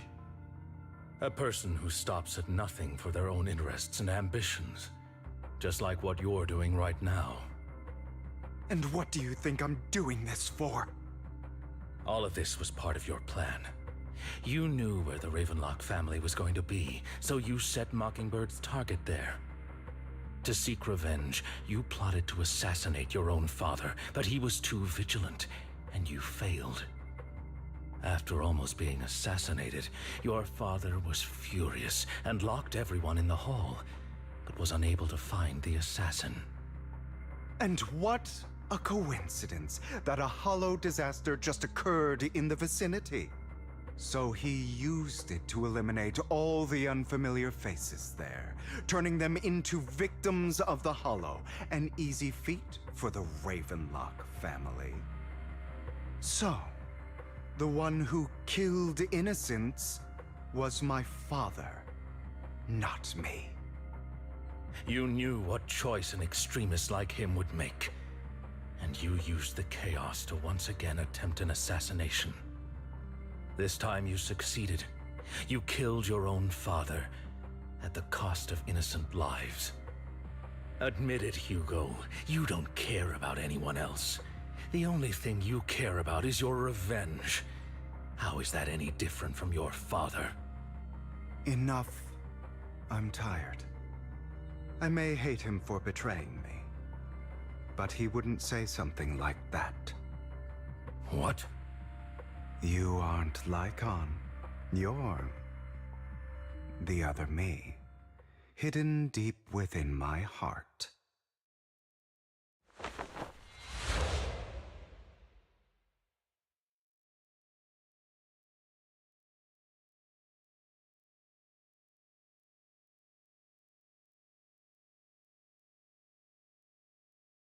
I've been waiting for you, my dear. It seems you've already grown accustomed to this place, even turning the tables on me. Just as you said, you are me, and I am you. There's no such thing as having an advantage over oneself. We are ultimately one and the same, forever inseparable. Then you should know what I want to say. When you and Lycon split, you didn't even try to clear up the misunderstanding, didn't deny or argue against what he said. Because you realized that deep down, he was right about you. You just hadn't acted on it yet. Some people live only to bring more suffering into this world.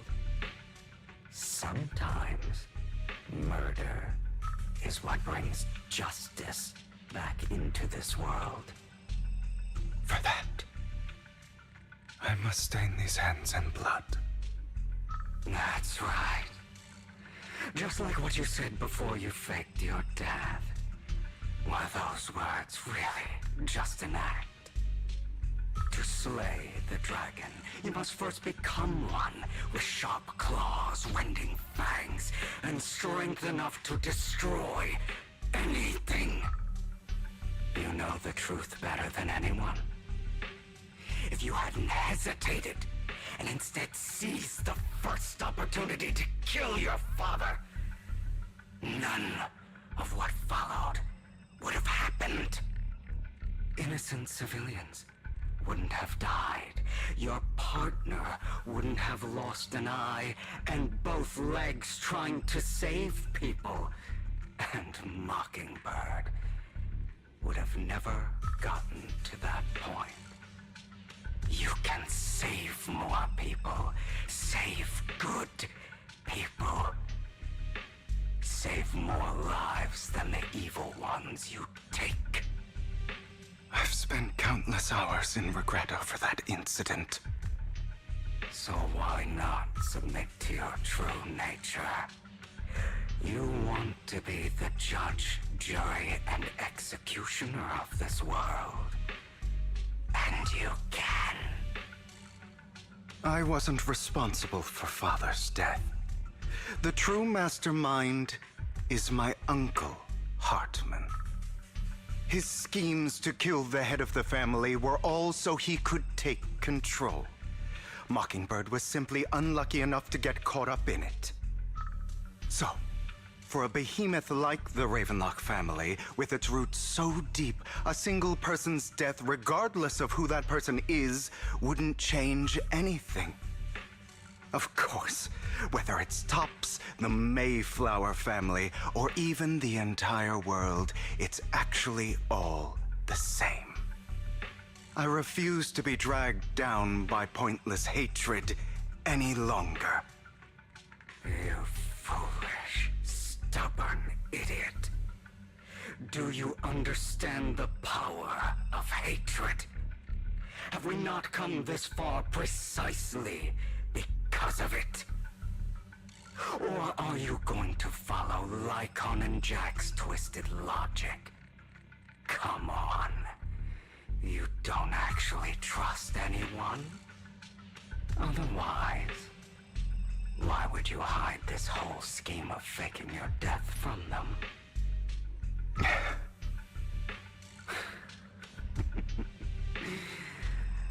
You've built an impenetrable wall around your heart, keeping everyone out. Of course you are right to do so. No one in this world can be trusted. Always. All you'll receive is hatred from your own blood and no love.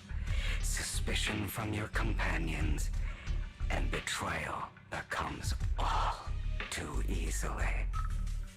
But the most ridiculous thing is that you want them to trust you.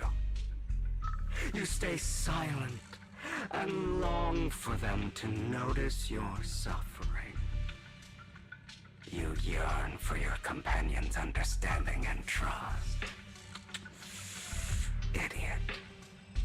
That's why you are incapable of exploiting them for your own ends. You care about their safety even more than your own. But remember, only the weak need companions. And we are children born from hatred. We are different from them. I will never be like them. And I don't need to be. Come. Let me show you what powers we can wield. But you are me. And I'll never lose to myself.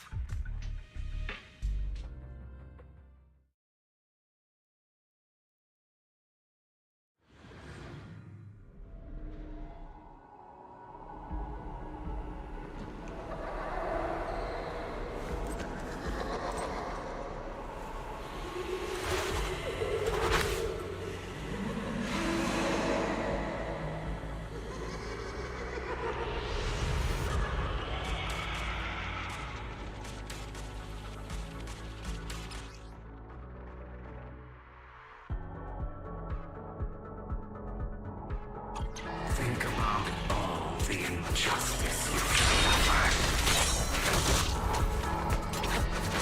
If you choose to forgive, you're betraying yourself.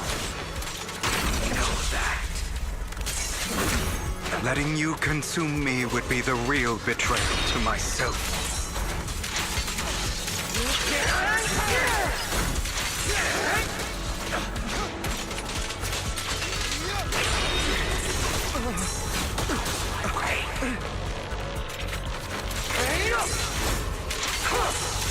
I have you now!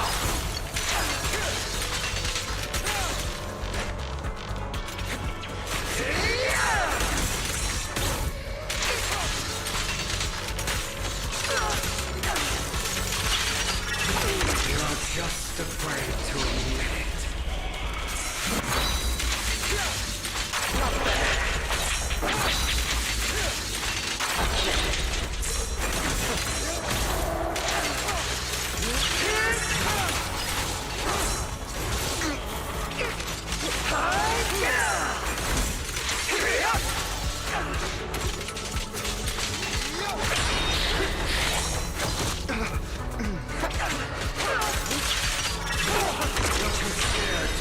Your true self and what you truly desire. Out of my way.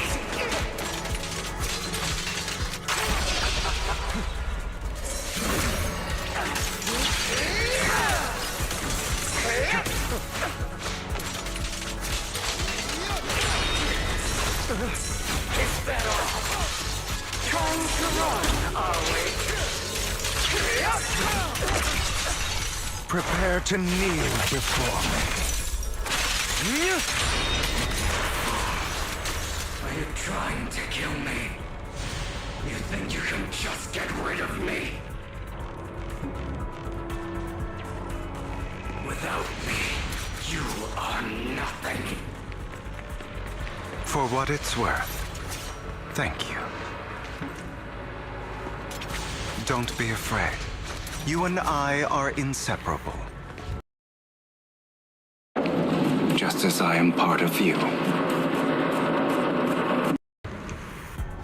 Fancy words won't change anything. No. It's not just platitudes.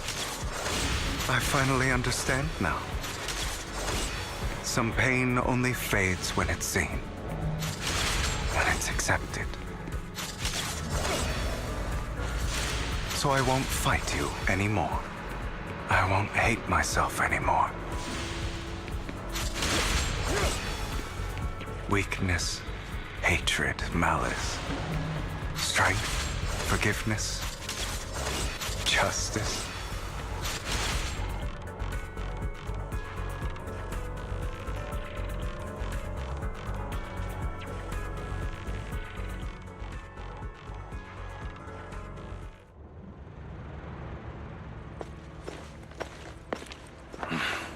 Hugo, it's time.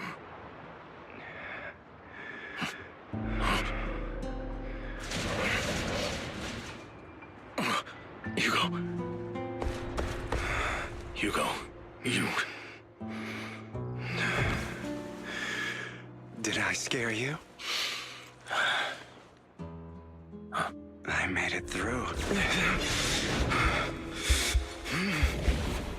I won. No praise for me, my dearest partner.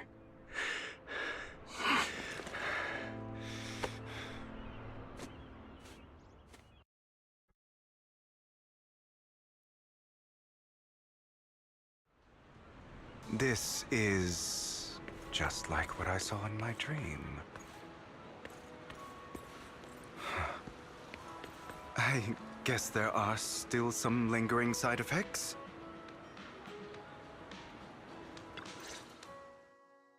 Ah, my former partner.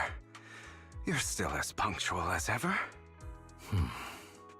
Are you sure you're fully recovered? How about we fight? And I'll show you how recovered I am. I refuse to fight someone who is in need of medical attention.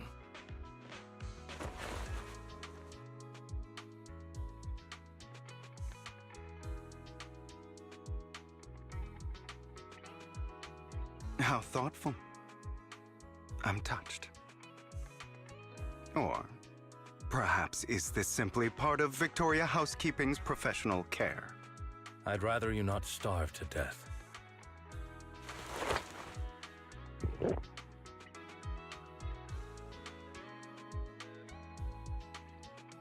Not to your liking. I'm fairly certain this is the same kind as before. No. I've just gone too long without food. It feels a bit uncomfortable. Either way, thank you. Now tell me, what exactly happened in the warehouse? Just going a bit crazy from... you know what? Were you expecting anything else?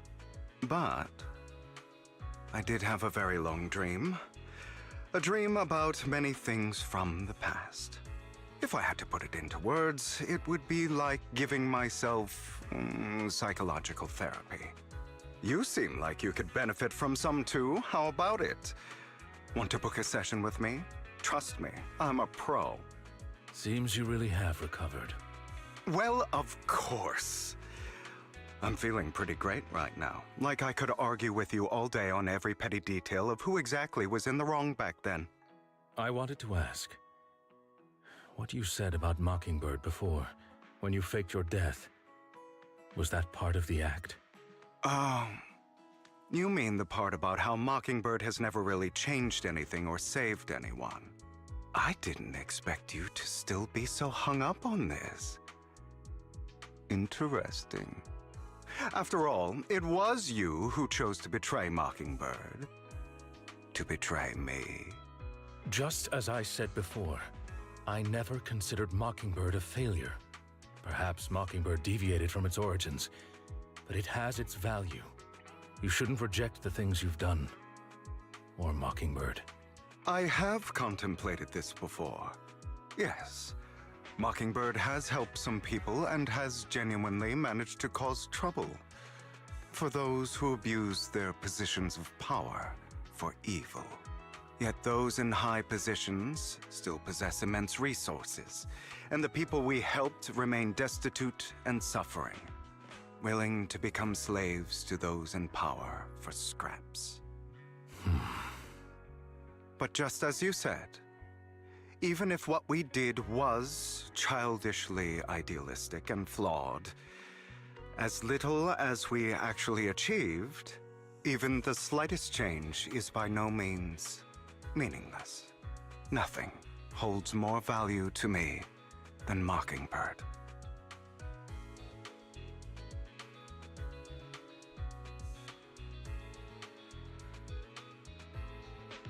All right, let's catch up later. I still have things to do and need to wrap up my plan. I thought you would rest up first. As much as I would prefer that. My dear uncle and the Exaltist fanatics likely would not give me such an opportunity. If all has gone to plan, the fish will have taken the bait already. And if everything goes very well, I'll soon have solid evidence of the Ravenlock family's crimes. Well then, thank you for your assistance, former partner. Let's part ways here. I'll go with you. Lycon, surely you don't think that because I just recovered, I'm too weak to deal with those useless fools. Hartman's actions will disturb the safety of New Eridu. As I serve the mayor, I should intervene. Very well, whatever. Let's go. And don't slow me down.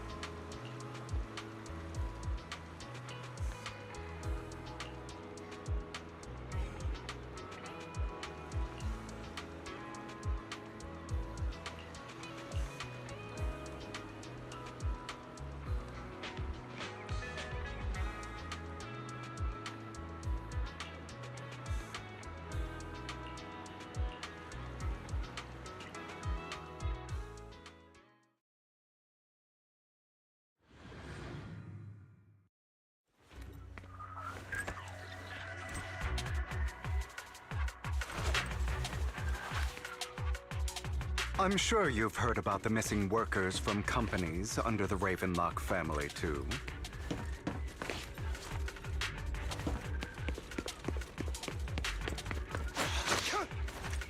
I know where they are.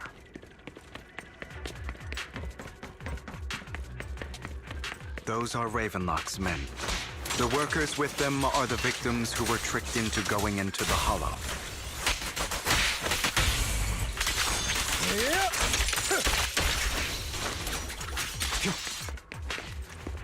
Come on, let's get them out of here.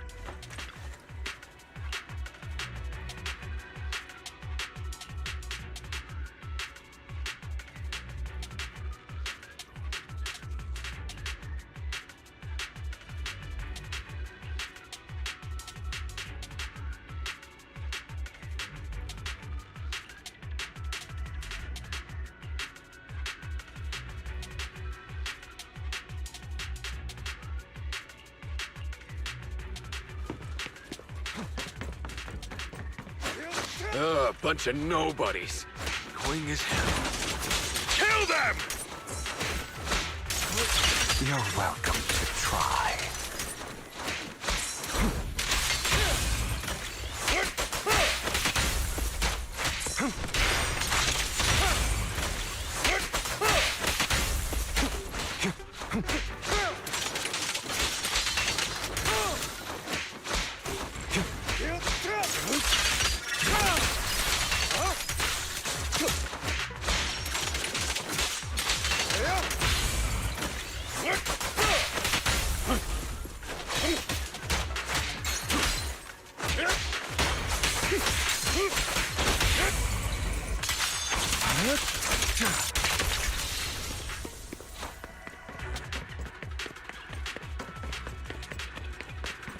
More workers here.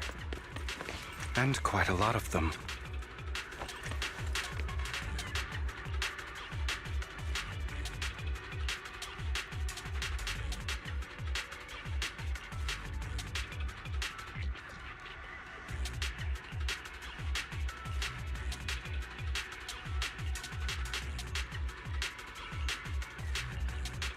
Is Hartman behind this, too?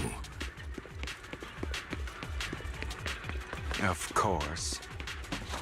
He threw them into the Hollow like offerings for the Exaltists.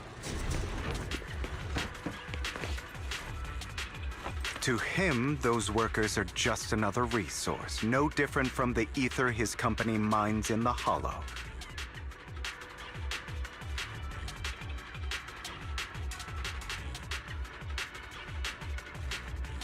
Fate will dance at our fingertips.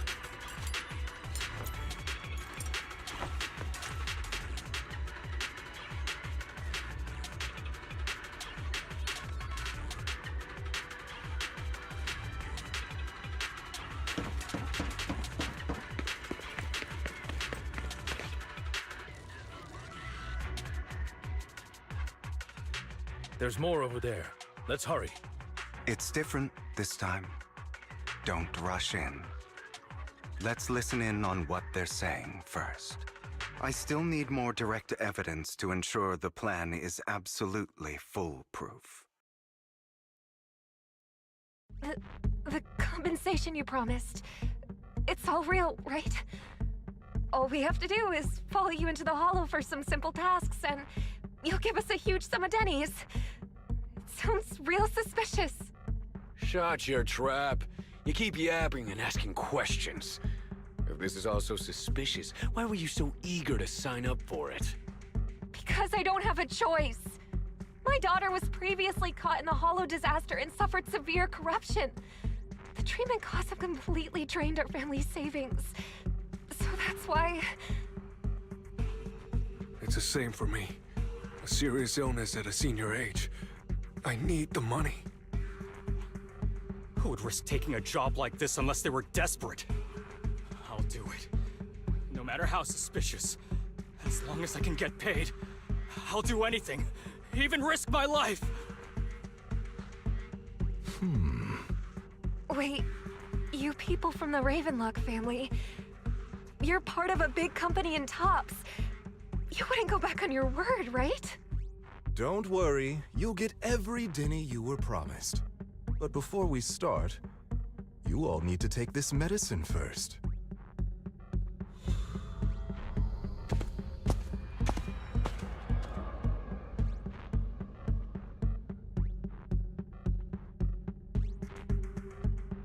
Bro, should we really be doing this already?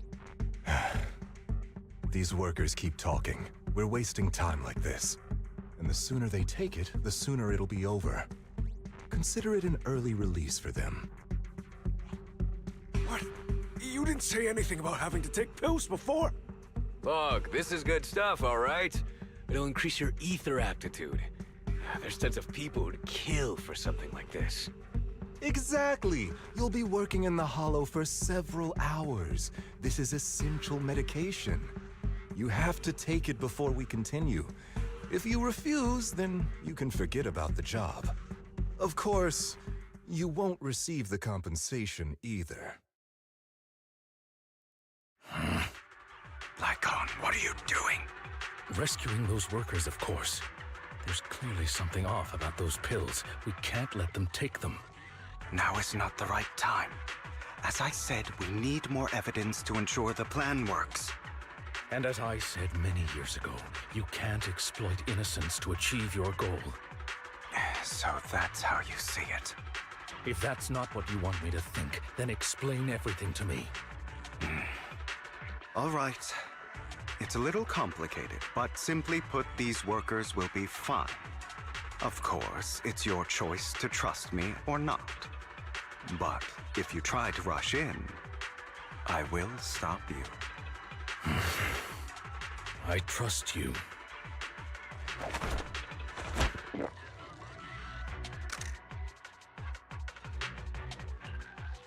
All right. That's the evidence. Now we can go and beat them into the ground as much as you want. Don't forget, you owe me an explanation. Also, don't overdo it and kill them, even if they're the worst of the Ravenlock family. All right, Your Holiness, Saint Lycon. Who the hell are you? Why don't you take a guess? We're the ones here to stop you. Scram before I get angry. Can't remember the last time we worked this well as a team. Your legs? How are they feeling? I'm fine. To be honest, I think I prefer the way you used to fight.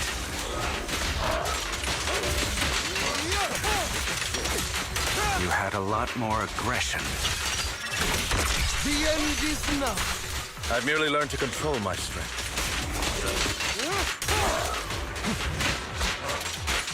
When I need to be aggressive, I will be. Tennis.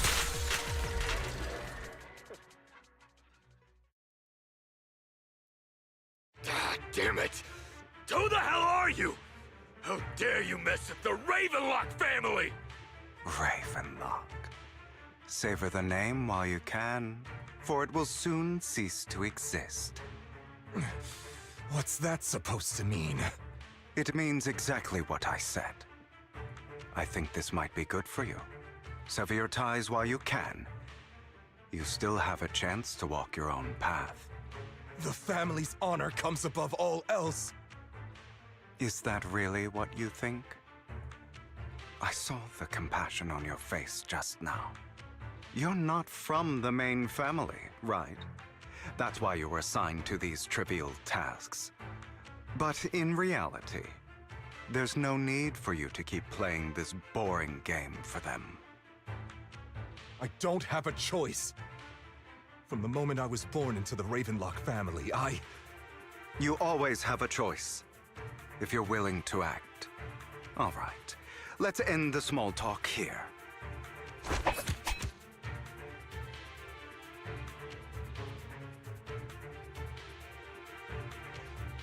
Don't worry, Lycon. I didn't hit them too hard, just enough to keep them quiet. How's that? My acting's pretty good, right? As always. A certain someone should take some lessons from you. I'll leave the rest to you then. Okie dokie.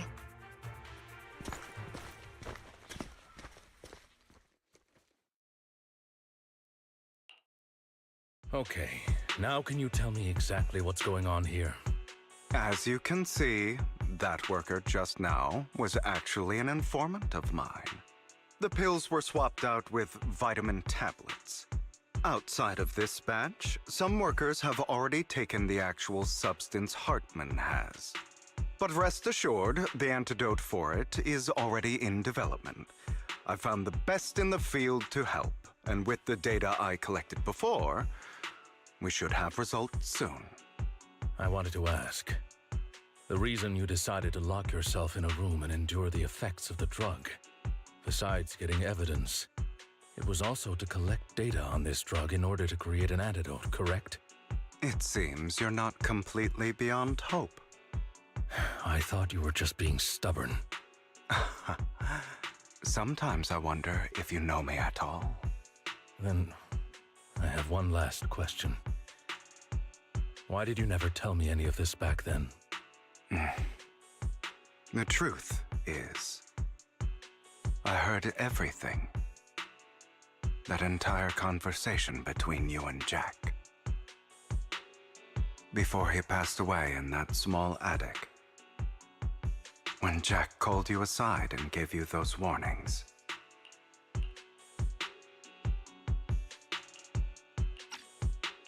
When he told me you might go down the wrong path? That's right. You never said anything. What would I even do? Scream and rage over your suspicions, or get on my knees and beg for you to trust me? You know there's no way I'd allow myself to do such a thing. Besides, back then, even I was confused about myself. Jack, he... It's all in the past. You don't need to explain anything to me. Enough. We should get going. If we're going to reminisce over the past, we should find a more suitable location.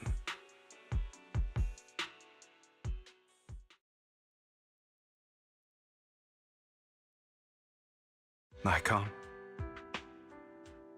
That incident back then. I didn't do it.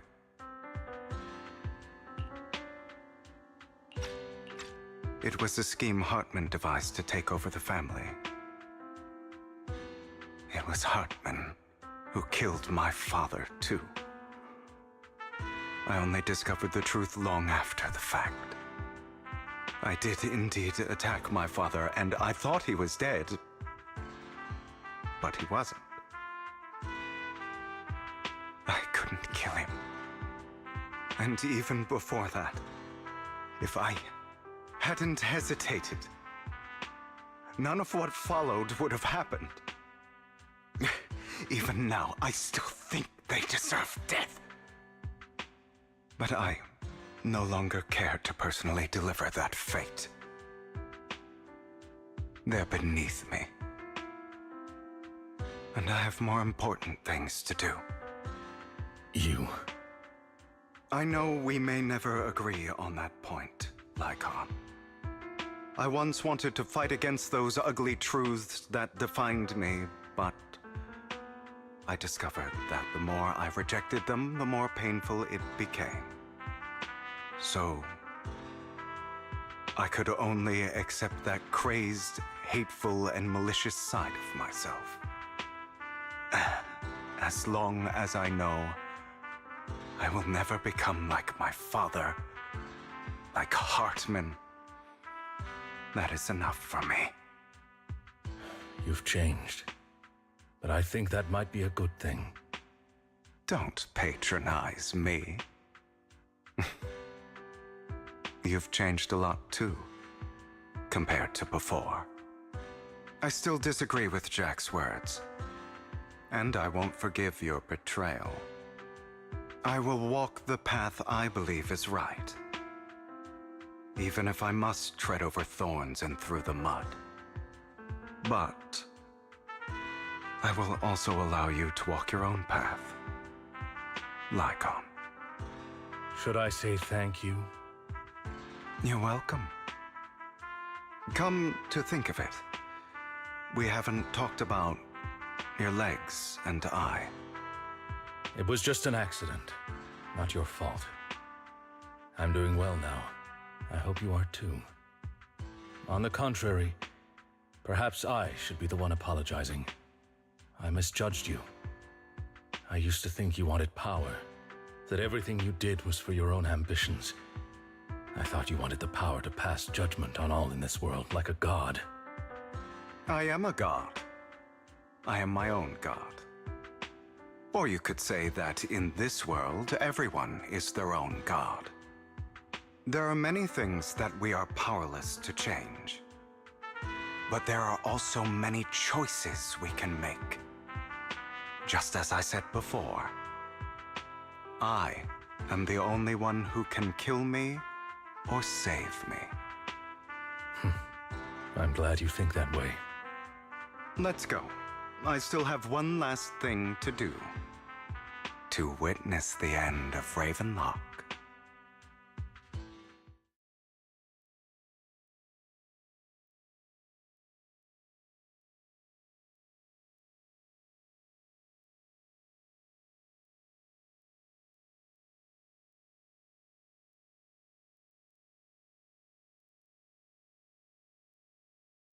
You really think you can take my place if I die?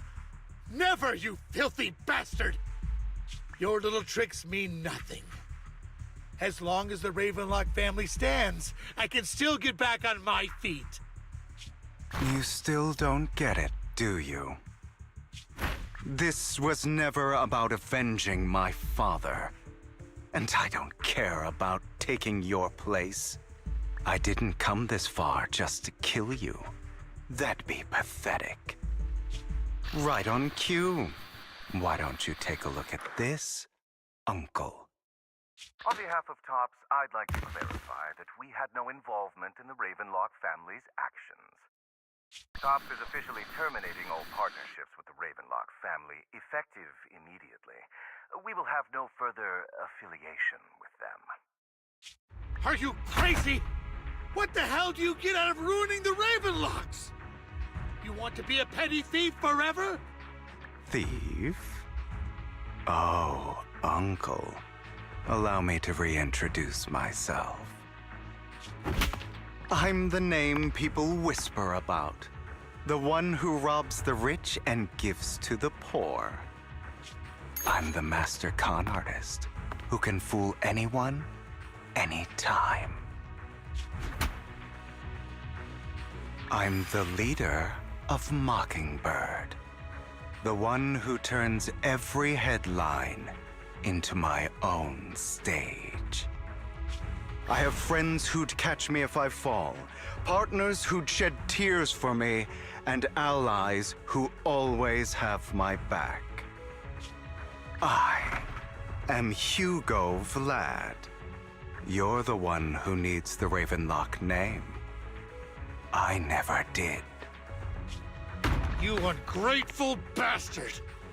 You should have never been born. You flatter me. Same goes for you, Uncle.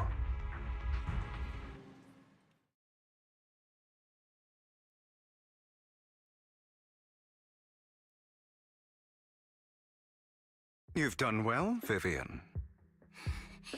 You had better give me an explanation. And here I thought this would be a touching reunion. What's with all the anger? Hugo, I'm a member of Mockingbird too. And I mourned your death. Listen, Vivian. I don't want you or the people you cherish to get caught up in danger because of me. I've always been selfish, so I don't hesitate to use you all as variables in my plans. But it is because I am selfish that I also don't want my failures to affect my treasured companions. In any case, if you were in the same position, would you not make the same decisions? Lycon's taking care of everything outside. We should go.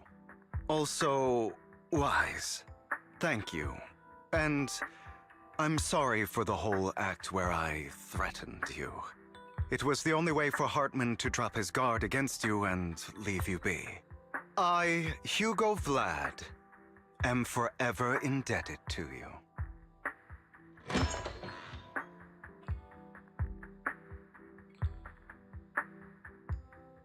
Master Proxy, although it is late, there is some important intel that I must give you now.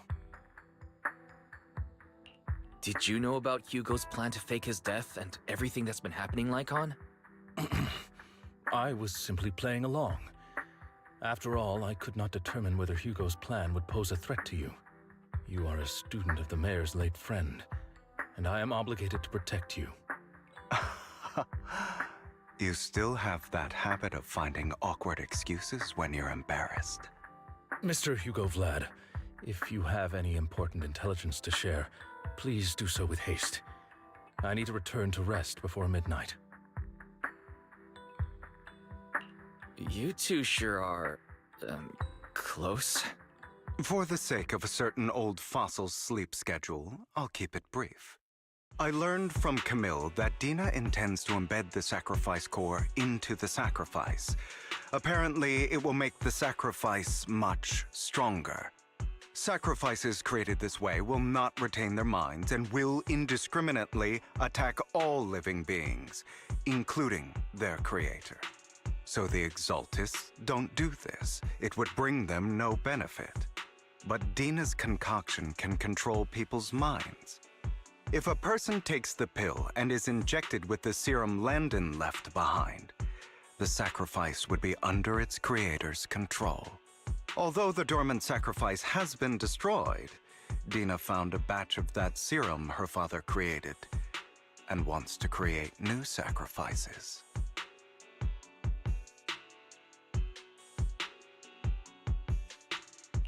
Putting aside the sacrifice for now, Hartman's sacrifice core is fake. We don't know where the real one disappeared to. The real core has always been here. Here? In Lord Phaethon's video store? Vivian, do you remember when I suggested you give that collectible to our dear Proxy? I remember. But that was just an ordinary pendant. And I've met the person who submitted it. She has absolutely no connection to the Exaltists. How about our dear Proxy take out that pendant so we can take a look?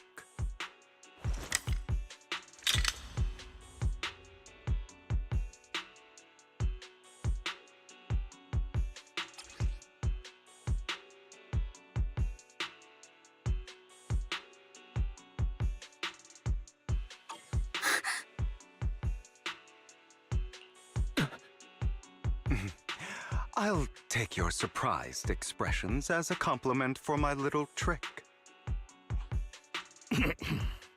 I will hand over this core to the mayor as agreed, since he fulfilled his promise to protect Vivian and the manager while I was pretending to be dead. I won't go back on my promises. No wonder the mayor would promote rhetoric favorable to Mockingbird. I can't believe I thought he was actually being sincere. Since we have the sacrifice core, all we have to do now is stop Dina from using innocent people to make more sacrifices. Yes, and we need to destroy the last batch of Landon's serum. Hopefully with no options left, Dina will give up her obsession. All right, that's the important stuff. I'm going to go and confirm where Landon's serum's been stashed. I'll contact you again once I have something.